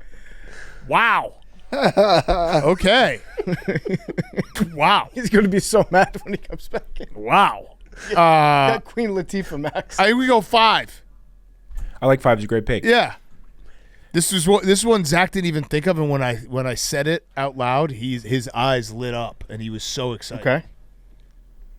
Go ahead. We would like to take quarter pounder. Quarter pounder, McDonald's. That's a good pick. He was like, oh shit. That's a good How pick. did I not even think about it? Good That's your pick. go-to. I didn't think Great about pull, that. big head. Yeah. All right, Hank, you got this, bro. Thanks, bro. Come on, little bro. We want parentheses McDonald's. No, Why? quarter pounder. What? Quarter pounder. Yeah. You picked a quarter pounder. McDonald's. Quarter pounder. Come on. That's You picked are we really quarter gonna pounder. It's things that starts with Q, not. Yeah, but it's not parentheses. No, quarter pounder. Are you guys serious? PFT, you agree that's ridiculous. It's a burger. Okay, It's a quarter pounder. I honestly think that quarter pounder looks better. Okay. But if you want me, I'm fine with you wanting. If you want it, you can have it. You're being a real dick. I think putting parentheses McDonald, it hurts their case. We are gonna take Quentin Tarantino movies. Okay. Good pick. Add on the list. And then with our third pick, we are going to take, just based off the movie, never actually had any myself, but Quaaludes. Okay. Good pick. Okay, not drug guys. Not drug guys. Not but drug guys. Tusi and Quaaludes. Yeah. Not drug guys. Long before the twos, there was the Q's. Got to get loose. Okay. What do we want to do here? I like 12 or maybe 10. What do you think? What about 6? 6 is good. It just sounds like you don't love 6. I like 6. Not much of a 6 guy? No, he doesn't sound like he likes 6. 6 can get overstimulating sometimes. Okay. Okay. All right. You want to go 12? Let's go 12. You think? It is no, you know what? You pick. I like your choice. Ball's here. in your court. Let's go. Don't take whatever you think is going to do the best. They're all great picks. We have a great list. I like your instincts. Go with your instincts. Go with your gut. Okay, we're gonna take Quavo. Okay, from Migos. Okay, there we go. R.I.P. Skirt. Nope, not dead. he's not dead. You don't know what I meant by R.I.P. He's not dead. Definitely not dead. Rap in peace. Okay. Okay, Max is back. Fill him in. Memes made a bad pick. No, I like Queen Latifah. He took Queen Latifah number 2. What's your favorite Queen Latifah song? I don't know. She's a queen. Okay. We no one's done this, right? Yeah. Yeah. We'll take Queen the band. Okay, good pick. Had it on our list. We got. You want to do the cartoon? Don't. You think that? What? I think he's overthinking. Were you thinking of What? Of Doug Funny's alter ego? No, that was on my list. It's a good pick. Can I pick it? I think Max, if I can interject real quick, I think the Queen Latifah pick is gonna be the end of your guys' draft here. Giggity. Doesn't really matter. I don't care. Queen Latifah's a good pick. What? Name a Queen Latifah movie or song. What? You're a big Queen Latifah fan? Yeah, In the second round? I love Queen Latifah. Okay. She did that movie scene where she rode a bike through the city. Remember Okay. that? Taxi Yeah. driver. Okay. What are you thinking? Shane likes her. Pick it. Let's do Quagmire. Okay. Zach, I think we should go with 11 just because if we're being true to ourselves and what made us laugh the most. Rip it. Okay. Our last pick, we're going to take quitting. No better feeling. We had that on the list too. Yeah. Quitting is the Quitting's best. good. Especially if you're losing. Yeah. Just quitting. I don't think that'll look good on a graphic. Okay. At all. That's fine. You quit on this Mount Rushmore. Quitting is You literally just quit. Quitting is so satisfying. And it felt good. It's the best feeling. If you ever quit a job you don't like, best fucking feeling in the world. When I quit golf for those 3 days, I felt awesome. Just being like, you know what? I'm not going to do this thing anymore. Yeah. It's so good. This thing sucks. I can do anything now that I'm not doing this old thing again. Yeah. All right. I don't know, PFT. There's a lot of picks There's left a on lot the of board. picks left on the board. There's tons, Hank. Do we go with like what's better for society? Do we go with what's You guys should play it to yourself. What kinda- you like more. I'm kind of interested to see what Hank thinks is better for society. well? There's play- one obvious one that's great for society. We played one that we thought was funny to ourselves. Don't pander to the board. I'm not pandering. I'm just trying to make the best pick on the board. Okay. Hank, I would say I'm gonna highlight it. Okay. Is this the one that you're saying is good for society? It's our second thing. Oh no, don't pick that. Okay. Oh, you got to pick it now. That's a bad pick. Pick it. I would say either the one. I would say number 3 or number 5. All right. Oh. 5 is a good one. All right. We're gonna go. I like 5. We're gonna go quests. Okay. Quest. Anytime you do anything and you Zach had that. and you say it's a quest instead of like I'm going to the grocery store, but you say I was on a quest. Yep. It just sounds fun. It's awesome. Anything you do that can even somehow be described as a quest is fun. It's an adventure. Yeah. Like if someone asks you to go on a quest, doesn't matter what it is, it already sounds more fun than just like going on a trip. What was left off? What When's you the last guys? time you went on a quest? Oh, dude, you go on quest all the time. Yeah. Last night. Yeah, I haven't gone on any quests, but Zach. I'm being honest. Zach was high on it, so I have to back up my teammate. I can't. He was Like when Zach goes to solidarity. McDonald's, that might be a quest. It's definitely. What were you quest, guys yeah. deciding between, Max? We honestly didn't have much on the board. You didn't have anything left? No. I'm happy you talked me out of quantum physics, BFT. Oh, Yeah, that's what Hank thought was good for society. It is. MRI, lasers, GPS, like so many great things that we use in our day-to-day life are direct results of quantum physics. Without quantum physics, MRIs are quantum physics. are results of quantum physics. I didn't know that. Yeah. A lot of things. all right. GPS. I just said I didn't want you to box yourself into a corner when you would have to then explain what quantum physics were. Yeah. What do we got? What do we LEDs, What do we got? mobile For honorable phones, mentions. GPS. We had quad box. Yep, had that. That was 6 that we were thinking about. That was picking, it. but we already had. We're going. Quad box is for sure a better pick than Quests. No, Quad box is a good pick. That was one that we almost went with. we had Quebec, Okay. Queens of the Stone Age. Yep. Doesn't Canada Adam? hate people from Quebec? Isn't that like the redheaded stepchild of Canada? I think it's more like people from Quebec don't really like the rest of Canada. Yeah. Qdoba. Qdoba, yeah, that's Qdoba's a good good. one. I think the best pick that we had that we didn't pick, but it would have. Who knows how it would look and everything. But quilted toilet paper, 3-ply. Mm-hmm. That's the best. That's a good one. You know you got it. I mean, you can't go to 2-ply, 1-ply. God damn it. I think it would have depended on the parentheses, and I feel like we would have got overruled. But if we could have put quarters, the drinking game, would have been a good pick. I feel like Yeah. you guys would have just made us say quarters. Yeah. No, I mean, I think that would've- was trying to figure out Brady Quinn's spiral. Didn't really. Qui-Gon Jinn. There was a moment that no, I don't know what that is. Star Wars Episode 1. I've never seen Don't that. know. Didn't see. You got our natural reaction. I saw that on the list. And I I was wasn't just even hoping going to pretend that I knew what you were talking Liam about. Weren't gonna Neeson, take he's it. like the most, whatever. Darth Maul kills him. Zach threw out questions, and I go, why? And he goes, exactly. There you go. He got me. Yeah. He got me good with that. You don't learn much if you don't ask questions. Said it's Ask. what'd you say about questions? That's how we learn everything. That's how we find. Without questions, we have nothing. We have literally nothing. I thought something similar, but and for the just a question mark and just having the graphic have a question mark. But that's not a cue. That would be abstract, but confusing. But I don't think it would have played. I don't think it would have played. But think of how often people use the question mark. Yeah. Hank put Quantum of Solace on there. Okay. Actually, saw it. bad movie though. Unfortunately, Quakers, the religion. Shout out my Quakers out there, my friends. Quiet Car on the Train. Quiet Car, pretty good. Pretty nice when you get it. Quasars. I got Zach's going to be up all night. I got him on Quasars. What are quasars? Quasars are like super black holes that shoot a huge fucking light through it. That's pretty rad. Yeah. Qatar, the country. Look up Quasars. I know the Amir's a listener right now. I'm Mr. Amir. Hope you're finding your day to be peaceful and bountiful as always. Yeah. yeah, not a lot. How do you spell this? Quasar. QWERTY?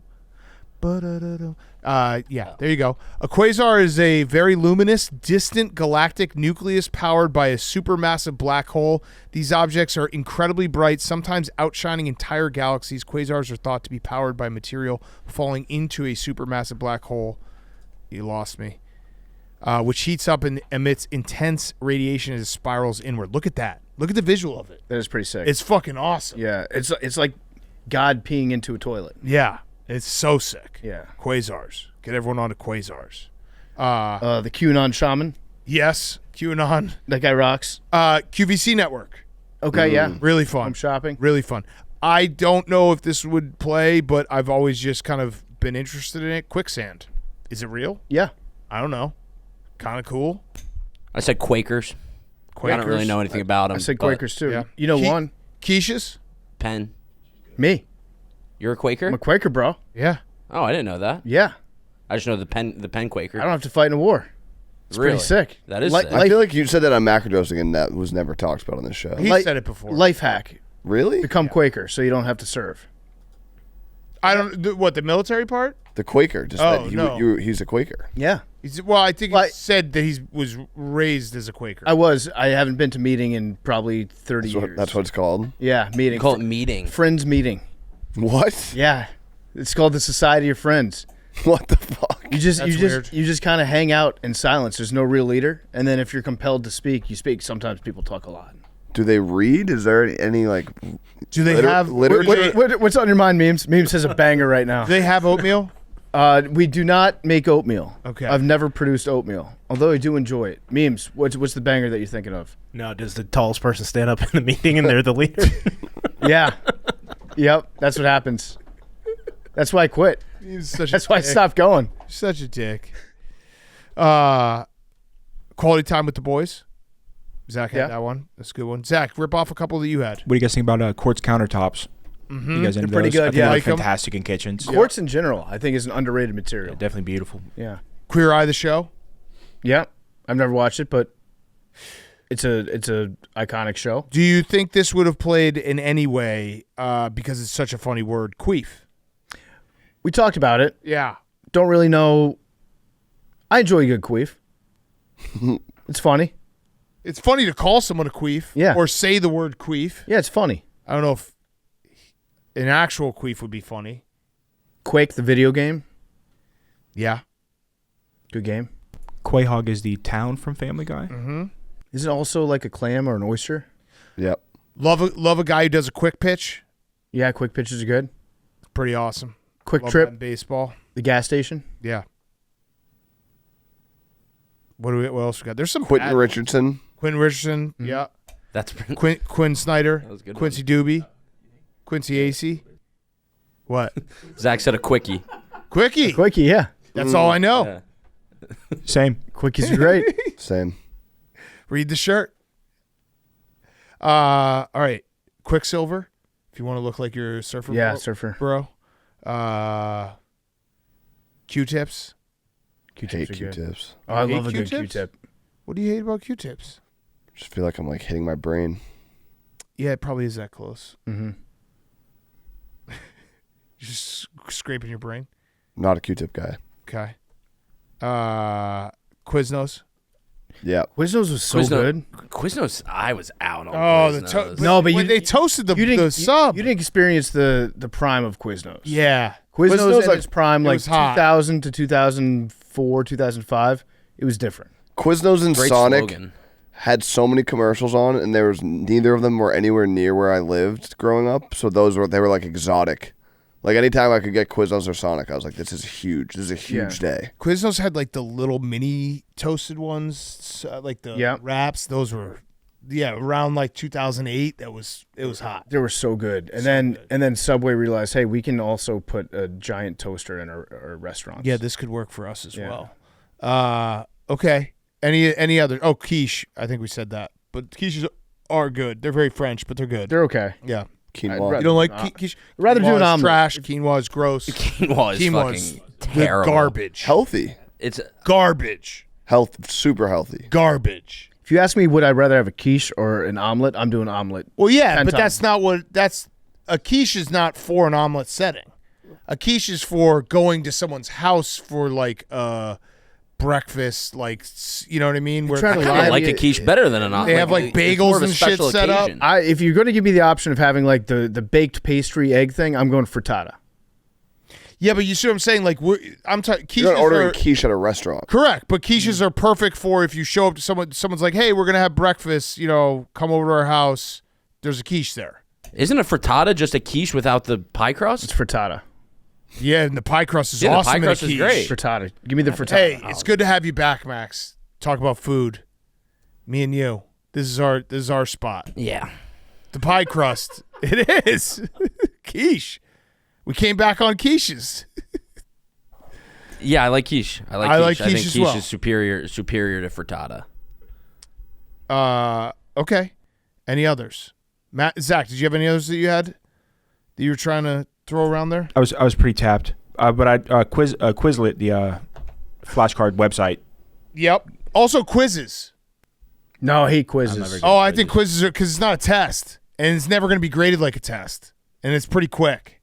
I kind of like a quiz. It's. I guess I could see it for an honorable mention, but no chance that's on the. No, you can't pick it. But I always didn't hate quizzes because you're like, oh, okay. There's gonna be like 10 questions here, and it's gonna be like 1% of your grade. Who cares? Queen Latifah though, good pick. Throw a quiz at me. Queen Latifah. You said Quest. Yeah, quests. Like, you can't say Queen Latifah is a terrible pick when you have quests on the board. All of Queen Latifah's movies are about her going on quests. Wait, you don't like quests? Quests what does that even mean? It's a little goofy. Again, I got to back my guy Zach though. It's a great pick. Queen Latifah's the best. I got to keep his You know, confidence with high. all due respect. Imagine if we just get like a Bayhive of Queen Latifah fans, and these guys just fucking crush this draft. Okay, let's get to our interviews. We got Saquon, and then we have Lane Johnson and Cam Jurgens. Awesome interviews from Eagles camp. Before we get into Saquon, he's brought to you by our great friends over at Morgan & Morgan. When Morgan & Morgan takes on a case, They are almost always going after the deep-pocketed insurance companies and not the individuals at fault. These corporate bullies know the name Morgan & Morgan, which makes a difference for their clients. Morgan & Morgan is America's largest injury firm for a reason, and that's because they fight against big insurance and their tricks. Hiring the wrong firm can be disastrous. Hiring the right firm could substantially increase your settlement. With Morgan & Morgan, it's easy to get started. Their fee is free unless they win. Visit forthepeople.com/PMT or dial #law, #529 from your cell phone. That's forthepeople.com/PMT or dial #law, #529 from your cell phone. This is a paid advertisement. Saquon's also brought to you by our great friends at Nutrafol. You've probably seen a million ads for hair growth products and you've thought, sure, like that actually works. I did too, until I found out that Nutrafol isn't like the rest of them. Nutrafol is a physician-formulated, clinically tested, and dermatologist-recommended product. Nutrafol is the #1 dermatologist-recommended hair growth supplement brand trusted by over 1.5 million people. You can feel great about what you're putting into your body since Nutrafol hair growth supplements are backed by peer-reviewed studies and NSF content certified, the gold standard and third-party certification for supplements. While many supplements rely solely on ingredient studies, Nutrafol clinically tests final formulations to ensure their efficacy. They use a variety of hair measurement tools like hair counts and pull tests. They assess growth, quality, shedding, and texture. You can see thicker, stronger, faster-growing hair with less shedding in just 3 to 6 months with Nutrafol. For a limited time, Nutrafol is offering our listeners $10 off your first month subscription, and you get free shipping. Go to Nutrafol.com, use code PARDON. That's Nutrafol.com, promo code PARDON. Nutrafol.com, promo code PARDON. Check it out. Now, here's Saquon Barkley.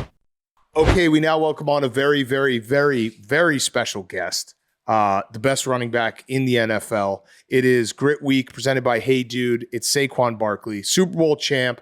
Saquon, thank you for joining us. First question that we start every Grit Week interview with is, what does the word grit mean to you? What does the word grit mean to me? I feel like it's just all about having that mentality of finding ways to get through it, whether it's adversity or ups and downs, find a way to battle in. And right now we're kind of in that mentality in camp where you got to have that grit on those hot days, on the long days in the summer, and all that stuff adds up for you to have a great year.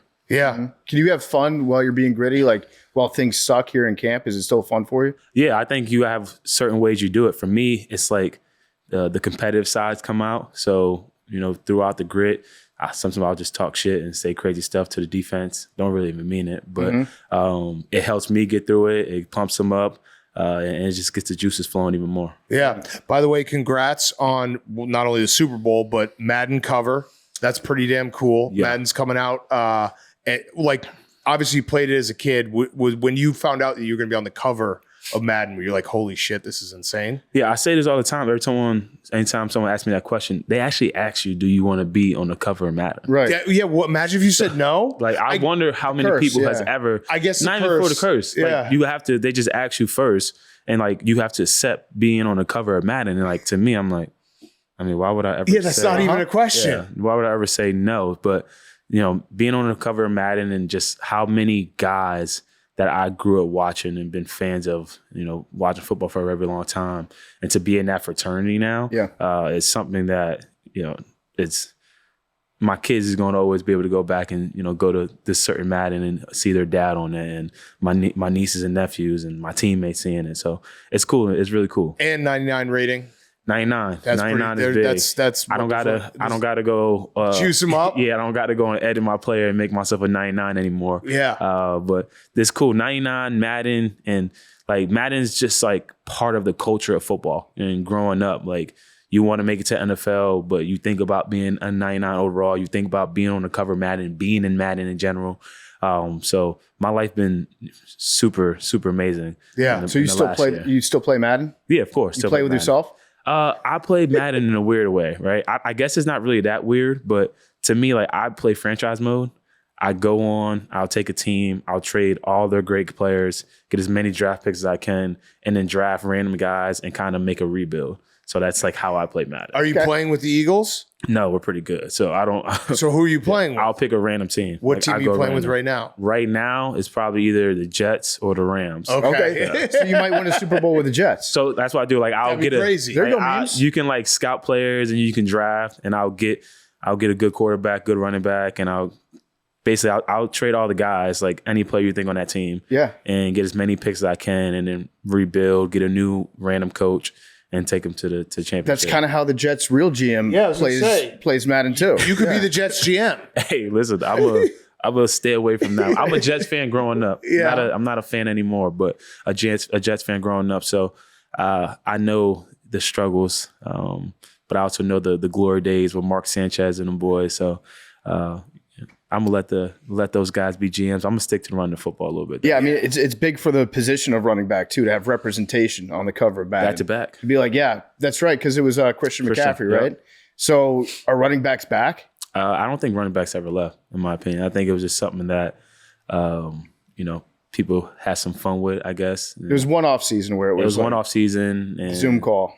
Exactly, and they didn't want to pay certain guys, and they had the tag at their advantage. And I think, looking at both sides is a smart thing for them to do, but it's football. You got to be able to play great defense, and you got to be able to run the ball. And when you run the ball, people think about just the running back position. It takes all of us. And you just see the two guys out here. They're a big product of that. But our offensive line, our tight ends, our scheme, you don't rush for 2,000 yards by accident, and it takes a group to do that. So you need to run the ball well and play great defense to be able to compete at a high level. Yeah. Have you thought about, or maybe you've done this, apologizing to Joe Shane for just the fact that clip just goes viral all the time? And you kind of rubbed it in. 2,000 yards. Yeah. You could have done a little bit worse. I think, it's kind of on them. When you look at it from the inside, like they have to sign off on that and make the decision for that clip to go out there. And that's what they did. But it's funny because you would think from social media, like there's this big beef with me and Joe Shane and like the Giants. And in reality, like we're all, I still talk to them here and there before the game. I got to see all of them before the game last year at the end of the season where I didn't end up playing, but got to see them, and they were super happy for me for rushing for 2,000 yards the week prior. It's a business. The NFL is a weird business. Obviously, I'm not a fan of that side of it when it comes to the money side, but those guys were a big reason why I was able to get back. Like before I had an ACL, an ankle, and Dave and all those guys came in and believed in me and trusted in me and kind of helped me get my swagger back. And is a big reason why you see the type of player I am right now. Yeah, I think if the Hard Knocks clip didn't exist, it wouldn't be. It just was. I mean, basically all his nightmares came true. I'm kind of happy though. It saved me. Yeah, how so? People thought like, you're right. I just, you know what I mean? So you got to see, it depends. Like you have fans that, they're just blinded by it and they're just like, oh, he just left. Right. But you got to see that. It's like, yes, we had a negotiation process the year before, but that year, they gave me an opportunity to hit the open market, which was the right thing to do by the Giants. A lot of people don't talk about that. Like they didn't have to do that. So for Joe Shane and all those guys over there to be like, the right thing to do by him is to let him test the market. And I gave him the opportunity to match it. Obviously they felt like I wasn't worth what they thought that number was. And best thing that ever happened to me. And I'm here. I'm in Philly. I'm with Howie. I'm with Big Dom, with all these guys. I got the best offensive line in football. We just came off a Super Bowl win, and things are continuing to go great. Yeah. Yeah. Was there a part of you that thought like, is Philly really the right choice because of that rivalry against the Giants? And obviously you're close with a lot of guys on the Giants, right? Still to this day. Yeah, no. It never, like I used to hate Philly. I tell these guys all the time.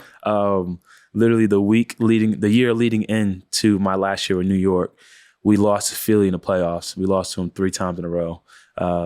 And, I was tagged, so I couldn't go into the building, but I would still hang out with the guys like in off-season programs and throwing trips. And like we would break it down on F the Eagles on 3. Like we felt like that was a team that we needed to beat to get to the level that we wanted to get to. So the thing about me choosing and coming to Philadelphia, like I knew I would get some backlash from some fans. But when we put a list, me and my family put a list of pros and cons. And the only con that stuck out was people might be upset. Yeah. It was like, I can't make, decisions based on my life off of what people feel like. And I think so far it showed that I made the right decision. Yeah, I'd say so. Right? I'd say so. Yeah, say so. You won. No, it's not about who won. If it doesn't go like that with just 1 year. For me, it's coming here. One, like I wanted to expand my legacy because I feel like the player that I want to be is still out there. But the thing that I've learned coming here, like I want to be a Hall of Fame type of player, but this organization is outstanding. Like from top to bottom, the type of people that they have, like every section you could think of, whether it's coaches, whether the staff, whether the training room, like they're just unbelievable people. So it's cool, like winning the Super Bowls and breaking records, but like to be able to have myself attached to this organization means even more. Yeah. What you just said about like being the player that you want to be is really interesting because you've been a great running back in the league for a while, but I think you've evolved too in terms of your style, like picking up new things. What's something that like when you got into the league, you made an effort to get better at a certain part of your game that maybe you weren't so strong at, that's evolved yourself into what you are right now? I think it's just understanding the scheme, letting the game come to me. I feel like when I was younger, I tried to force it. And it's funny, ironically enough, last year I had the longest touchdown runs I've ever had as a NFL player. But in the beginning, I always trusted my speed and my athletic ability that like I knew I could make that jump cut and get to wherever hole I want to. That sometimes I would try to make something out of nothing when there was no need. Now it's just knowing like, taking that 4, taking that 3, and when the opportunity comes, got to make them pay for it. Yeah, when you get outside, I feel like this last year, if you got outside, it was like, okay, he's just going to score a touchdown right now. Yeah, I got faster somehow. I'm not gonna lie. But is it really that I get that much fast from 28 to 21? I wouldn't say now. I just got more efficient with my movements, and there's no secret to it because when I'm here training every Thursday, I'm hitting high speeds. I'm working on my mechanics every single day with Eddie and Nano and D Wood and all them and Ben and all those guys. So just the work that I put in throughout the whole season, it showed up on the field and it showed up on Sundays. And that's the cool thing. Everyone gets to see the highlights, but they don't get to see the work that's put into it. Yeah. How mad were your coaches when you did the hurdle? No, I think they weren't. I think it's probably one of the coolest things they've ever seen. Yeah, no, it was cool. Very cool play. But afterwards, were they like, "Hey, please don't do that again"? I don't. Oh, so you're gonna do it again? Nope. I wouldn't say that. I wouldn't say that. I know that was the biggest hit I took. Only person who I can say was really mad about the hurdle or any hurdles I've ever done is my mama. Okay. My mama don't like when I leave my feet. But I think hurdling is in my future again, but just maybe doing it backwards. Yeah, that was insane. Looking forward next time. I think it's just, I think that's a one-time thing, and we just let it go. You knew like it was like a sixth sense. You're like, this guy's about to come here. I got this. Keep it honest. I spun, had a really good spin move, and I was going to spin again, and I realized that if you break down the clip, you could see me. I see him, and I'm like, oh, he's not going for the spin.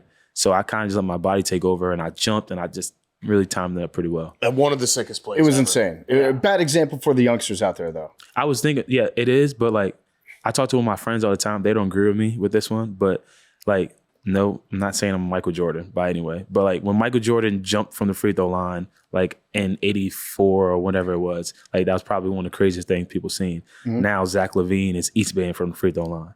So it's like, if I'm able to jump over someone backwards right now, in like 20, 15, 30 years, like what are these kids like? Because if I go to my nephew's 707 tournaments, flag tournaments, and like these kids are 8 years old and they look like they're 12 and 15 already. So it's like in 20, 30 years, like what move? Like we think that move is crazy. Like what is the next move someone's going to be able to do? And like it's going to be a scary thing to see. Yeah, like gymnastics, like Simone Biles doing like backflips and shit. Yeah, twists. Backflips, I think backflips are kind of like normal in gymnastics. Yeah. No, but I'm saying like incorporating that into like football. Oh, you're like being able to do backflips and shit while you're listen. You won't do it. He's a Commanders fan, so he's trying to get you to do it. Yeah, he's after three losses in a row. I can see you trying to set it up. I get it. Nah, backflip over. I don't even do backflips. I don't even do backflips like normal. Like I know guys like a big play, like they like to do the cartwheel into a back. Like that's not my thing. Yeah, yeah. What do you listen to any of the haters? Like obviously there are none now because you had 2,000 yards, but going into this season, did any of that make it through? Like where it's like people are like, oh yeah, Saquon's overrated, and like this is. Yeah, you have to. I think when athletes get up here and we say that we don't see any of that stuff, like that's just a lie. Like we see all of it. Sometimes you make stuff up in your head to help fuel you. Like a big thing for me is, I see that I'm not going to be good next year because I was too good the year before. And running backs get older, or how many touches. Like, you see that stuff. And it's okay. It's okay to see that. It's okay to, put that in the back of your mind. But when you go out there and you play the game that you love, that can't be the reason behind it. Yeah. And I fell to that before, and I think that's a big reason why I was unsuccessful and I had injuries, because I was going out there trying to prove a point rather than going out there and playing a game that I love. And, I get paid a lot of money to play a children's game. So you got to keep that mindset and keep the main thing that matters the most, and the love in your team. But it's okay to see that stuff. And when you train and be like, okay, this is what you think, well, I'm going to show you this. Yeah. There were a lot of haters. We had a guy, the dumbest guy we got. I've got the exact quote here. He pretends he's a fantasy football expert. He doesn't know shit. So this guy said, do not draft, in all caps, Saquon Barkley in fantasy. ADP, average draft position, number 10 overall, is crazy. He's only rushed for 1,005 plus yards one time in 4 of the last 5 years. Yeah. He has 1,005. 1,005. Everyone knows 1,005 is the benchmark. That's the mark that you shoot for. Gotcha. He hasn't had 340 plus receiving yards since 2019. Blame the Giants all you want, but when do we admit he's just not a great player? That was this year? That was this year. Before this season. 1,005 yards, only had done it once. Oh, he's an idiot. Yeah, he's a moron. Hey, you know what? That's why, and Cuz is here right now. You got to be careful what you put out on the internet, because the internet is forever. But listen, this was actually it actually was great, because I think I gave him shit. I think I tweeted every time you had a touchdown, I tweeted at him. Yeah. And he would be sitting right in front of me, and I would just tweet at him being like, and you're a moron. He's like part of that fantasy stuff, right? He thinks he is. So it's like, how if I'm a guy and I'm following you and trying to take your advice over fantasy, and then you go out there and say that, kind of lose credibility. It's a reputation killer. Exactly. Like, no one should ever listen to Stephen Che. You should say that. No one should listen to Stephen Che ever again. Yeah, no one should listen to Stephen Chase ever again. Yes. On a serious part, that's facts. No, in all seriousness, it's just, you gotta, I think, right? And this is what I want to do when I'm done with football. I want to get on this side of it. But I think sometimes you see guys up there and they have to say stuff that's going to get clickbait. Yeah. Even if they don't really believe it. Like, you see stuff going on, like what they say about Nick Sirianni, or stuff they say about Jalen now, or myself. But it's hot. We're the hottest team in sports right now. We just won the ESPY for it. And when you mention our names and you say something negative about it, it's going to get views, even going into last year. So I think a lot of these guys just say some stuff that they don't actually believe. So here's the problem. I agree with everything you just said. The guy we're talking about, Stephen Che, he actually is that dumb that he believed it. Yeah. No, he actually believed it. Listen. He thought you were overrated and not very good in 1,005 yards. Again, the most important benchmark in all of sports. The problem is he looks smart, so I think people tend to believe him because he wears glasses. Yeah. So he's like, okay, I got to trust this guy. He's a nerd. Yeah. But he's a dumb nerd, which is a problem. That's where you run into problems. Yeah. Numbers lie. What's the saying? Stats Men's lie, women's lie, numbers don't. Yeah. I used to believe that, but that's not true. The numbers don't always tell you what it is. And, the career I had in New York, obviously we weren't great. I wasn't on great teams, and I had a lot of injuries and, adversity there. But sometimes just because a guy, you'll have next year, you have a guy who rushes or catches 1,500 yards and a guy who catches for 1,200 yards. That doesn't mean that guy is automatically better. Everyone's opportunity, everyone's situation is completely different. So that's why we need to stay away from, the numbers is good, but I think it's taking over, especially our sport. And it just go by watching film, and film doesn't lie. All right, I got a random question that I just found this from 2020. You were asked, I don't know what interview it was, what are your favorite football or sports podcasts to listen to and why? And you said, I love Pardon My Take.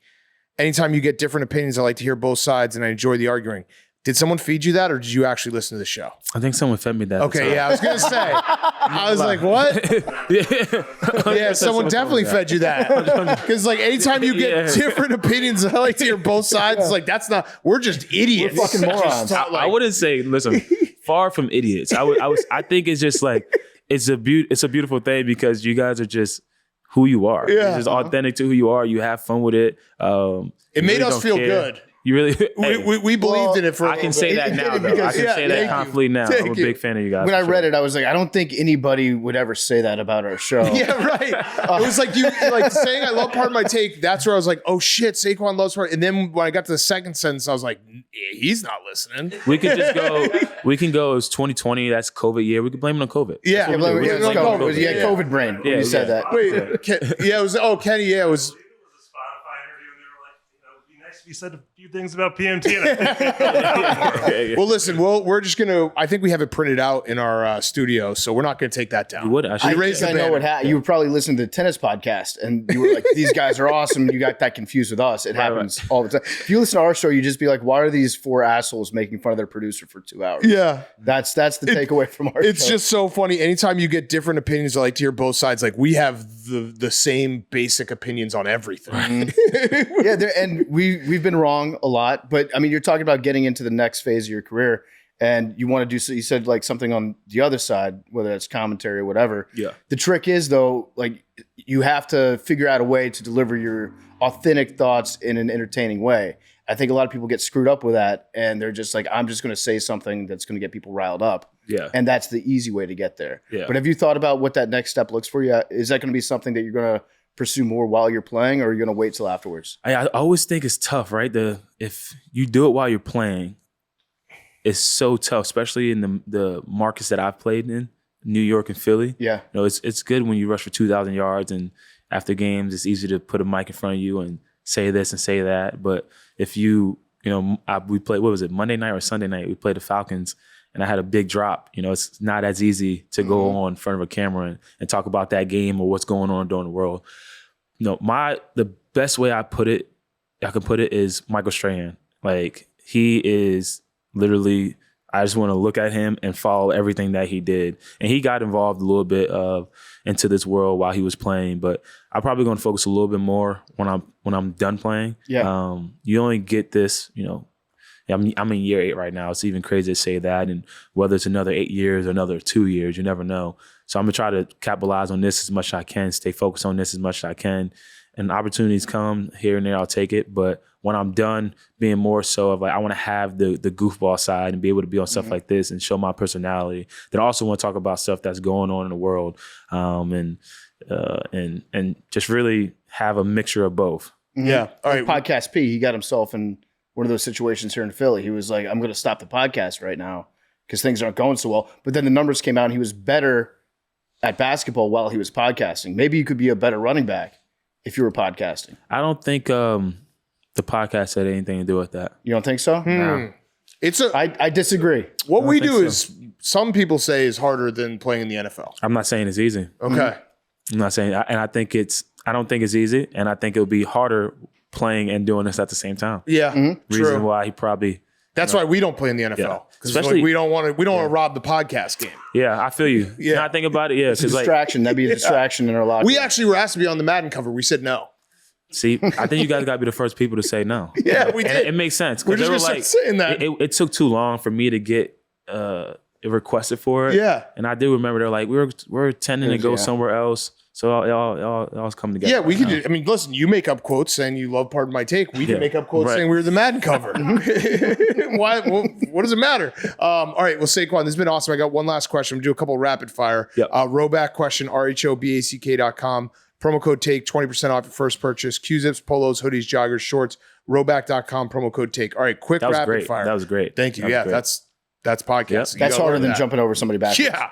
I could close my eyes and do that. I could felt see the it. read coming. Right. Yes, I sir. saw it out of the corner of my eye. Let it happen. It just took over. All right, rapid fire. Do you still squat? I do still. What's your max? Right now, I don't know, but I mean, if I had to go in a competition, I'd probably do 650, 700. Is that what's your absolute max that you've ever done? Probably 700. Whew, that's crazy. But I think like I'm better like a 1-rep max guy. So like, especially like, when they do the competition, you can wrap your knees and stuff. If I'm going against somebody, it'd probably be higher than 700. That's insane. Favorite game you played in at Penn State? Penn State versus Michigan, whiteout, 2017, my junior year. Okay. I thought you were going to maybe say the Iowa game because that was a crazy game. It was a great game, but like the environment, even though Iowa environment is great, it has nothing on a whiteout game. and like I scored a touchdown. I think I scored like in the second, third play.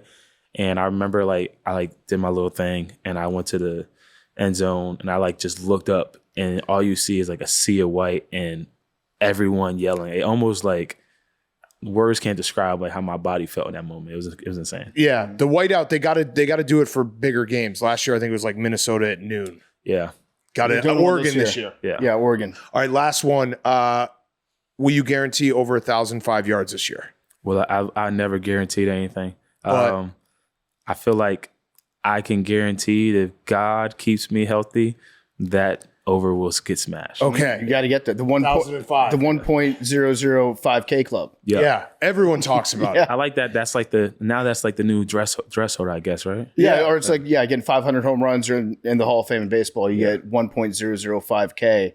Then that's a great season. Yeah, because on that topic, I am a big believer. I was talking about this the other day. I think to get in the Hall of Fame for NFL, they need to have something like that. Like it should be like a set requirement, a threshold, of what you need for certain positions to get into the Hall of Fame. Maybe it's 1,005. Mm-hmm. Well, actually, we shouldn't do that for you because you've only done it twice in your entire career, which is crazy. Yeah, it's kind of you kind of stink when you put it in that respect. Bad ball, just a bad player all around. All right, well, Saquon, congrats on Madden. We're excited to play the game and. Best of luck this year. Thank you, guys. Appreciate you. Saquon Barkley was brought to you by Mountain Dew, our great friends at Mountain Dew. By the way, just thought of another Mount Rushmore for Q. Quads. Saquon. Squatting 700 pounds. This summer, if you're working out, if you're hanging out outside, if you're going to the lake, going to the beach, going for a hike, reach for a Mountain Dew. The most refreshing drink in the world. If you're out on the golf course, grab a Dew while you're out there. If you're going to your boat, stock a cooler, fill it with Mountain Dew. If you're going fishing, you're going to want to bring that Mountain Dew. We know, we can speak from personal experience on that. Nothing goes better with summertime and hanging with your friends than the refreshing citrusy kick of Mountain Dew. And the new cans are awesome. They're retro, makes me want to go outside, spend time on a mountaintop. Grab a Dew in the new packaging. Enjoy the refreshing citrusy kick.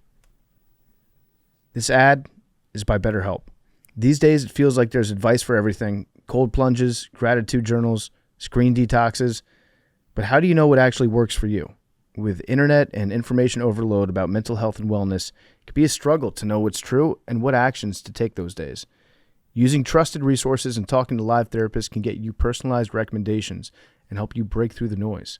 With over 30,000 therapists, BetterHelp is the world's largest online therapy platform, having served over 5 million people globally. And it works. It's got an App Store rating of 4.9 out of 5 based on over 1.7 million client reviews. As the largest online therapy provider in the world, BetterHelp can provide access to mental health professionals with a diverse variety of expertise. Talk it out with BetterHelp. Our listeners get 10% off their first month, BetterHelp.com/PMT.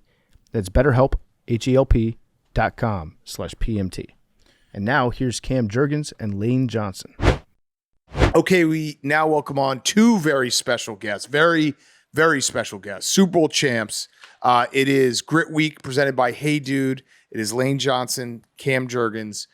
Boys, thank you for joining us. First question of Grit Week, every single interview. What does the word grit mean to you? Some of the work for toughness. Okay. Perseverance. Yeah. Perseverance. Cam? Just dealing with it, whatever you got. Terrible hot day yesterday. Just losing so many pounds. Want to get home to a nice AC. Get home. AC broke. Oh. That was a gritty night. That's grit. What do you do? Grit. Yeah, Sweat. You get yeah. Wait, how many? Complain. Oh, yeah, that's actually Complain is part of grit. Like, hard. The more grit you have, sometimes you just have to complain your way through it. But you still do it, right? Yeah. You do it. You do it, but you can be pissed off about it. Wait, how many pounds do you lose in a training camp practice? 11 yesterday. Holy shit. Same. That's a good diet. Yeah. Mm-hmm. How quickly do you put that back on? Sometimes you don't. No, I mean, you just have to be conscious. You have to get a lot of salt in. So just get an IV. You can get in real quick. Yeah. How's the back way. feeling? Good.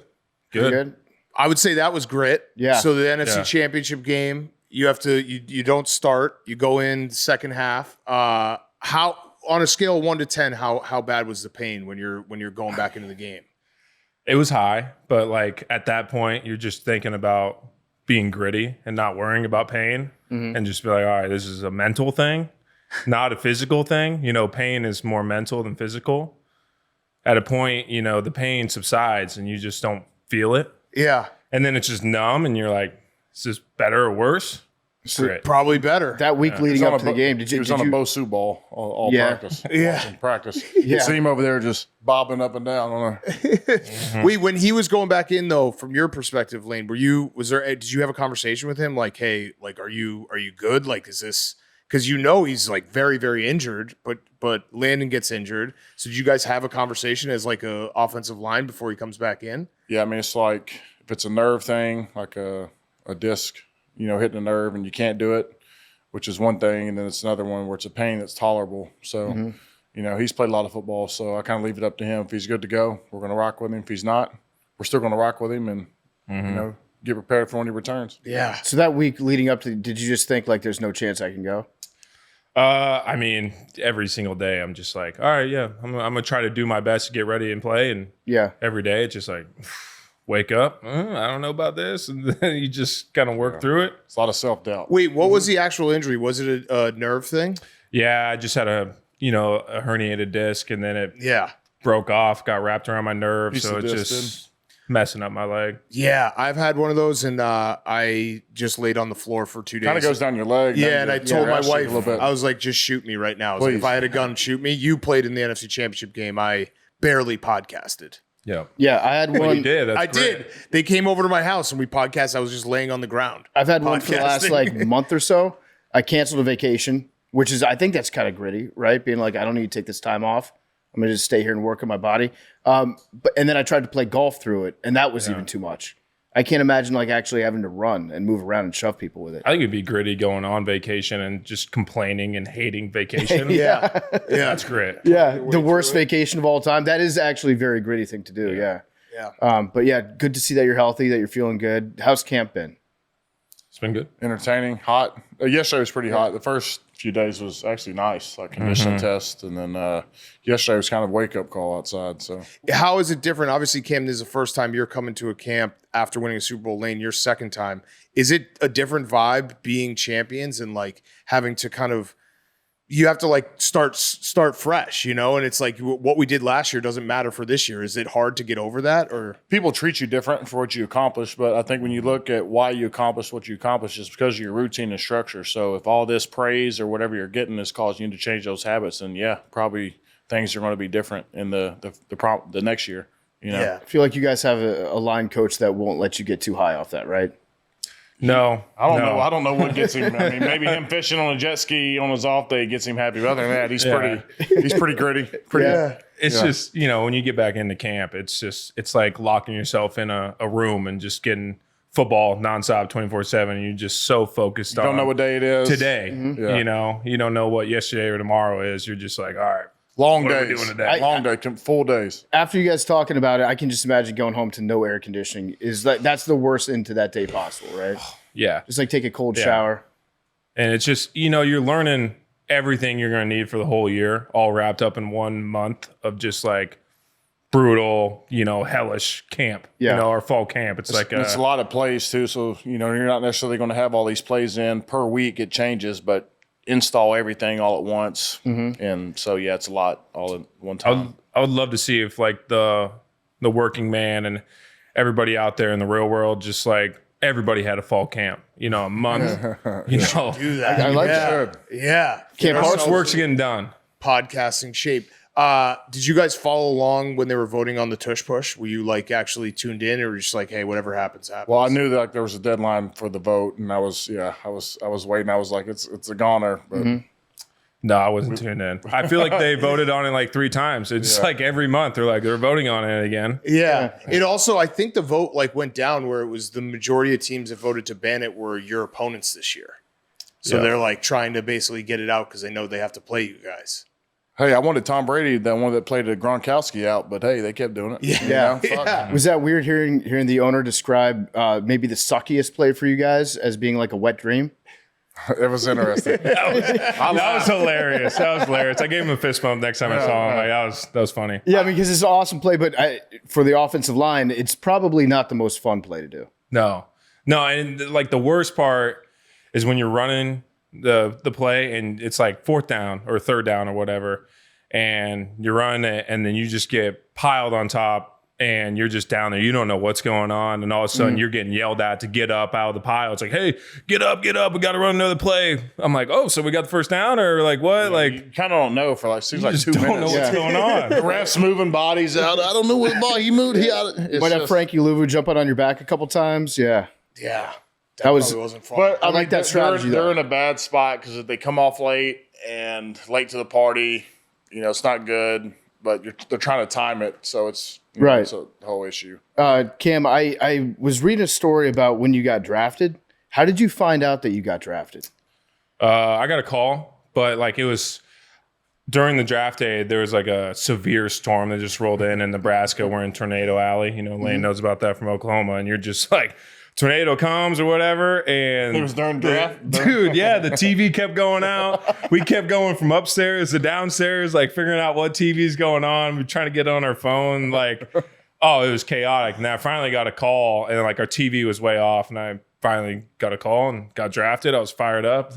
You guys were trying to get me to get on a Zoom call with all the media, and I'm like, guys, I got nothing out here. I can't do no interviews right now. I mean, being like, drafted. I'm in the basement about to go crawl under a freaking pool table. Yeah, it's a great origin story though. Like I got drafted during a tornado. It's like, that's a hit of a draft. Howie knew it instantly. He's like, yep, that guy's gonna be awesome. It feels like that anyway. The whole process does. You don't know where you're going to get swept away. Tornado all over again. Yeah, I got a question about Nebraska. Scott Frost. I thought that was going to work. I think everybody thought it was going to work. That really wasn't a fairy tale, more of a statement. But I really thought it was going to work. That was so he was his 2nd year through his 5th year. You were there. It felt like you guys were about to turn the corner a bunch of times, and it just never happened. Yeah, I feel like every game we just found ways to lose games. Yeah, we had good players and we played really well, but then it's just like we just found ways to lose it, and we were really good at that. I never made a bowl game and college, and then I get to the league, and 3 years in, we Super Bowls. So. Yeah, were you part of the team that there was that one year where you guys lost by like 3 points every single game? Yeah, it was like 7 or 8 losses within like it was insane. It was like Nebraska's looking good today, and then the 4th quarter would come around and something insane would happen. You're like, well, there's the game. Not all losses are the same. Yeah. Do you think maybe Raiola should start dressing up like Jalen Hurts instead? Yeah, I mean, do something, win, I guess. Yeah. They're both winners. They're both winners. Yeah. All we need to do is win. And, they made the first bowl game in several years, so I was happy to see that. So this year, playoffs are bust. So your teammate, Ty Johnson, he's a Nebraska guy too, right? Mm-hmm. Does he actually own a camel? Is that true? I think it is. I mean, he went to Nebraska, but he's an Arizona guy, and I mean, there's not camels in either, but go on. I think I don't know. I've really been out in Arizona. They probably got camels. They got Camelback Mountain out there. I know that because I trained out there. They got camels. We got cattle. I don't know. Smoking camels. I always wonder this. The Super Bowl, obviously, Lane, we talked to you that week right before. I think we saw you at the hotel, Cam. What point in the Super Bowl victory were you like, this is it? It's over? Because it was touchdown to Devontae. So what was that score? Was that 34? Yeah, I think it was that touchdown to Devontae where it went 34 to whatever 6, it was. Yeah. Mm-hmm. And then I you're was like, oh, that's a little bit more points than the Patriots had, or the Falcons had that year. Maybe they can't. I did the math, and I was like, they can't come back. Because, I mean, like the Super Bowls, when we were growing up in the 90s, there were always blowouts. But the last, 20 years have been really competitive. And then you have a game like that. It feels like the whole second half, you guys almost are like get to party because you're like, we're in the Super Bowl and it's over. Yeah, a lot different than the other ones we were in for sure. Yeah. And shout out Kenny for throwing a pass because I had that bet over 1.5 or over 2.5 players shout out Kenny. to attempt a pass. Yeah. That was huge. That was huge. Shout out Kenny. Yeah, that is. It's overlooked. That was a big pass. I did not think you guys were going to pass in that situation. You guys, were either of you in the game at that point? I don't think I was. No. That's got to be so awesome. It should be on the sideline for like just being like, let this quarter take forever because we just celebrate.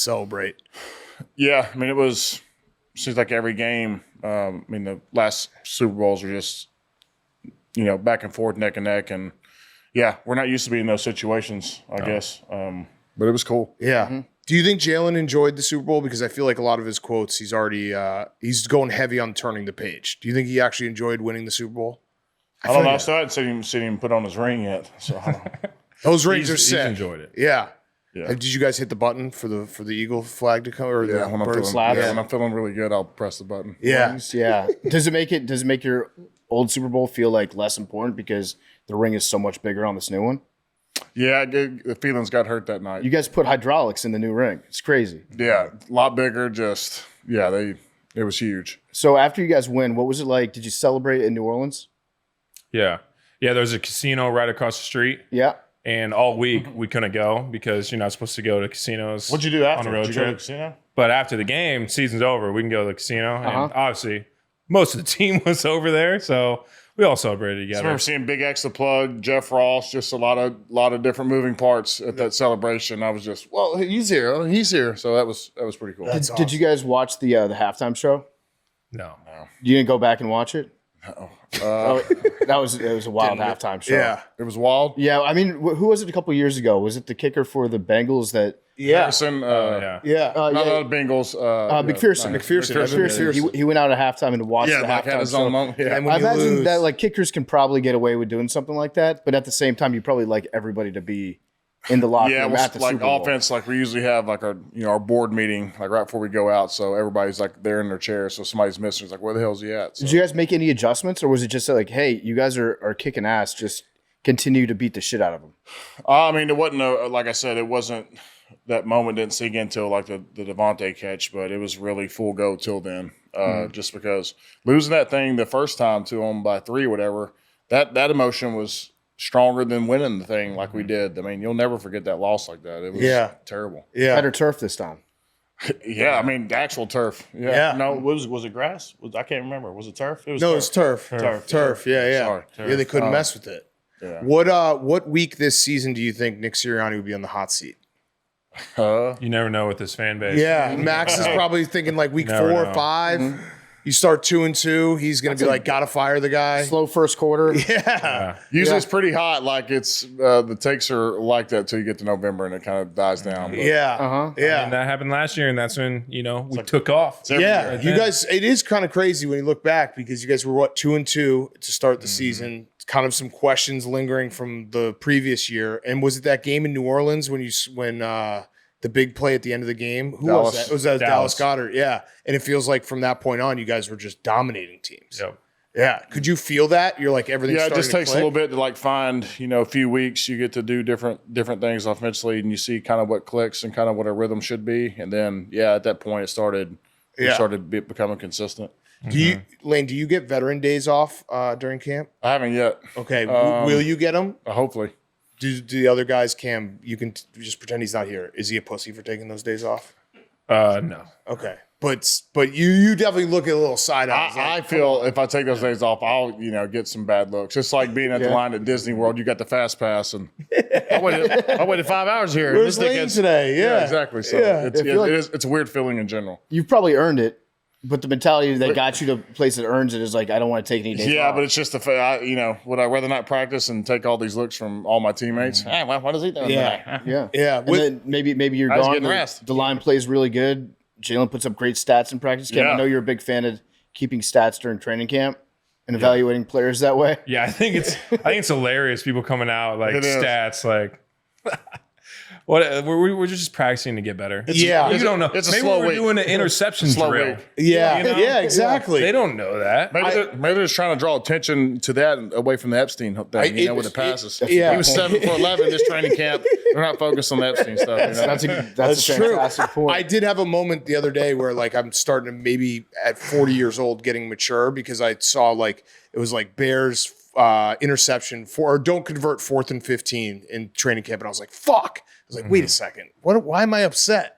But you do. You can't. You do. There's nothing to talk about right now. So it's like the offense is humming or the defense is dominating.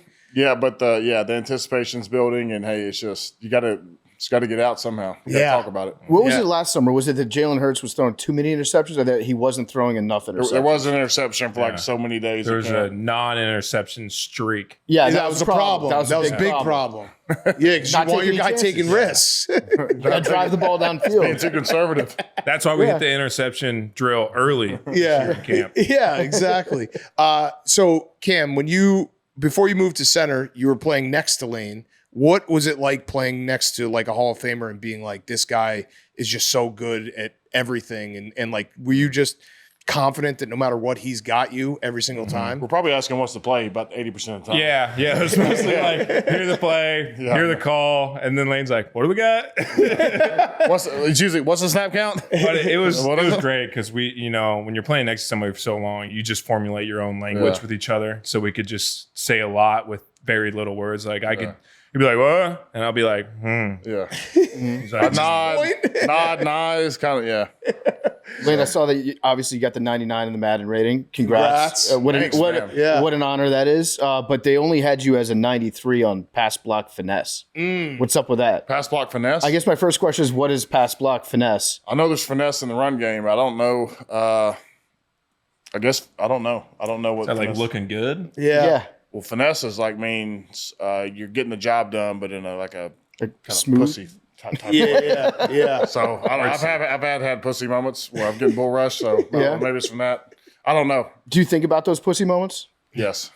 I mean, that's all coach wants to talk about. He don't like, they don't talk about the good stuff. It's only, I saw you stumble there in your battle there. Let's talk about it. Is there one that like sticks out to you from your career that you find yourself just, no matter the accolades that get put on you, the Super Bowls you win, you're like, that guy really bitched me that one time.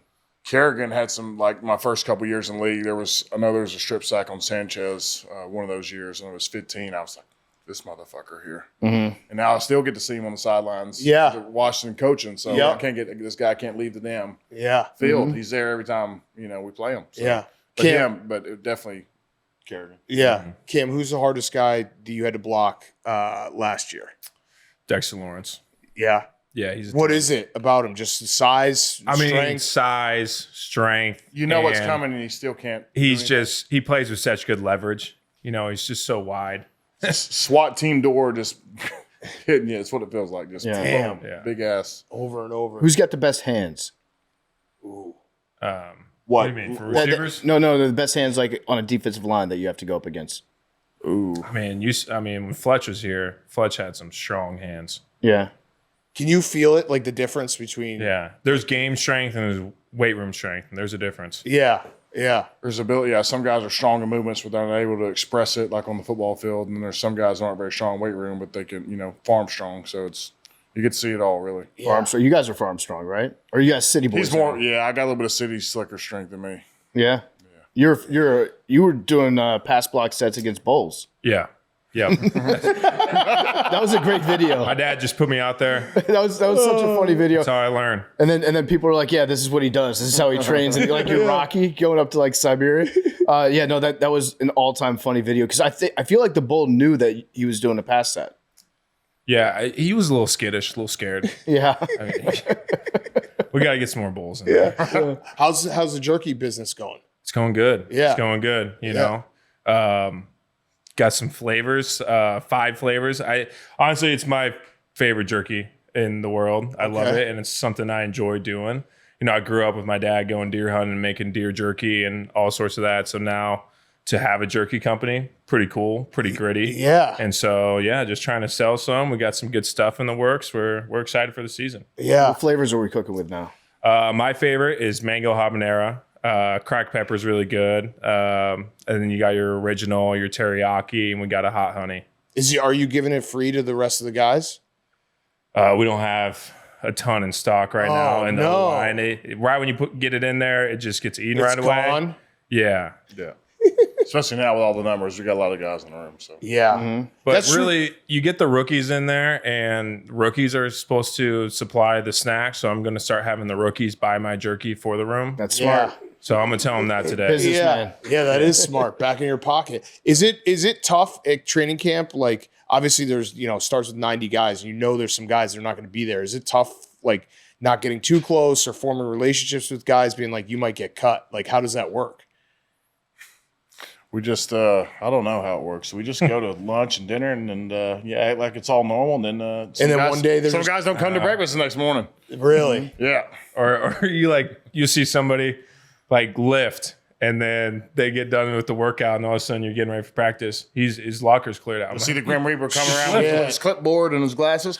That's got to be weird, but that's probably smart to like not think about it too much, because thinking about it too much is get too attached to it. Yeah.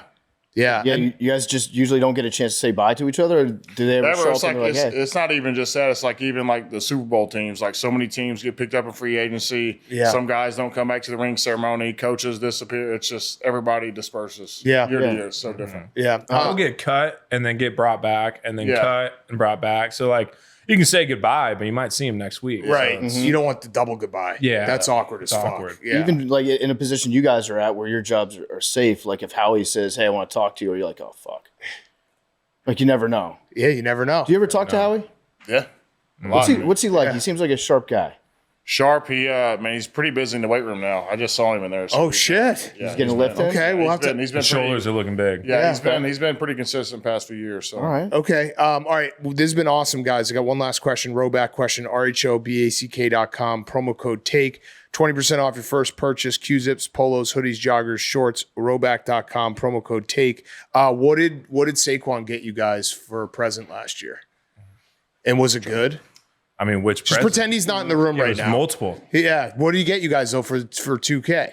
2K. We got a Rolex. Oh, nice. Because you guys were just saying that he owes everything to you guys. Yeah. Based on everything. Yeah. So probably should have been more than a Rolex, right? Mm-hmm. We can't tell time good enough as it is. All right. Well, thank you, boys. This was awesome. Best of luck this year. Appreciate you guys stopping by. Yes, sir. Thanks for having us. And yeah. Happy Grit Week. Yeah. Happy Grit Week. I feel honored. Yeah. Scott Frost. Still thought that would work. Okay. Great show, boys. Thanks to our friends at the Eagles for giving us a first-class day. We brought Big Dom. How many cannolis? We brought him like... Well, we bought 2 dozen cannolis, I think, and then it was very funny. And then we might have eaten a dozen. 12. We ate 12. No, we ate 10 of them. No, and then we didn't want to give him a second box with only 2 cannolis in it because that's rude. Well, so then we had to eat the other 2. We're also missing part of the story where we went to in South Philly. We went to a bakery at like 10 in the morning to get cannolis, and then. Max, you came back in the car, which was a great move because it was incredible, but it was like 2 full pizzas. That was mostly security Mike's doing. Yeah, he was like, those were so good. Yeah. So good. So we were just stuffing our face with cheesesteak pizza at like 10:30 in the morning, and then washing it down with Big Dom's cannolis. So I tried to take my wallet out to pay for all this stuff because the cheesesteak pizza was incredible, and Mike physically pushed me out of the way, and he's like, "PFT, you go let me pay for this one. Please, let me pay for this one." I was like, okay, Mike, you got it. All you. And then once Memes found out that Mike was paying for it, Memes then goes off and orders like another pizza, 3 more pastries. He's like, yeah, put that on Mike's tab. Memes. Really ran it up on Memes Mike. is villain arc. I like it. Mm-hmm. Shout out all the Memes heads out there. She said try the hot honey. Yeah. And then I tried the hot honey. By the way, later that day, Memes was like, let's get on this plane. Let's get on this fucking plane, guys. A banner day by Memes. I regret even talking about that story. That was a mistake. People were like, we don't fucking care, which I actually said at the beginning. It's the least ridiculous story of all time. Probably should have happened off air. Yeah, we probably should have done that. That's the beauty of the show. Yeah, that is. We just hash it out live. Memes. You mentioned hot honey. I was thinking about this weekend. When did hot honey become a thing? Because it's basically the best invention. Like, I know it's probably been around for a long time, but in terms of popular, like, you order a pizza from anywhere and you can add hot honey. I saw it in stores back in 2009, I think. Okay. And it's so good. But I'm saying, like, on, like, when you order a pizza. Yeah. Not like only you since knew I the moved to band before Chicago. everyone else. I think it was like COVID. It's so good. What a great addition to everything. Hot honey. Fucking love it. I remember seeing it during COVID in my local pizzeria, and then it just exploded. Yeah. Okay. Good show, boys. Should we do numbers? I'm going 60 for my dad's birthday. Oh, you motherfucker. I'll go 3. You're throwing that at us. It's his birthday. Happy birthday. I'll go 3. No. PFT Oh, you took 3? Yeah, I'll take 22. I'll take 6. Give me the twos. 21. 85. 44. Great pick, Zach. 99 puck. Wait, what do you have, Max? 6. Okay. I'll take 15.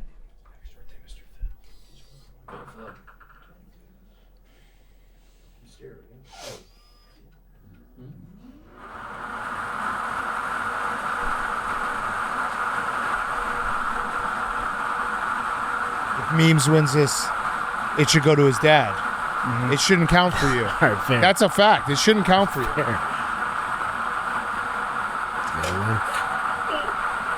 14. Oh. 14. Maybe next time. Love you guys.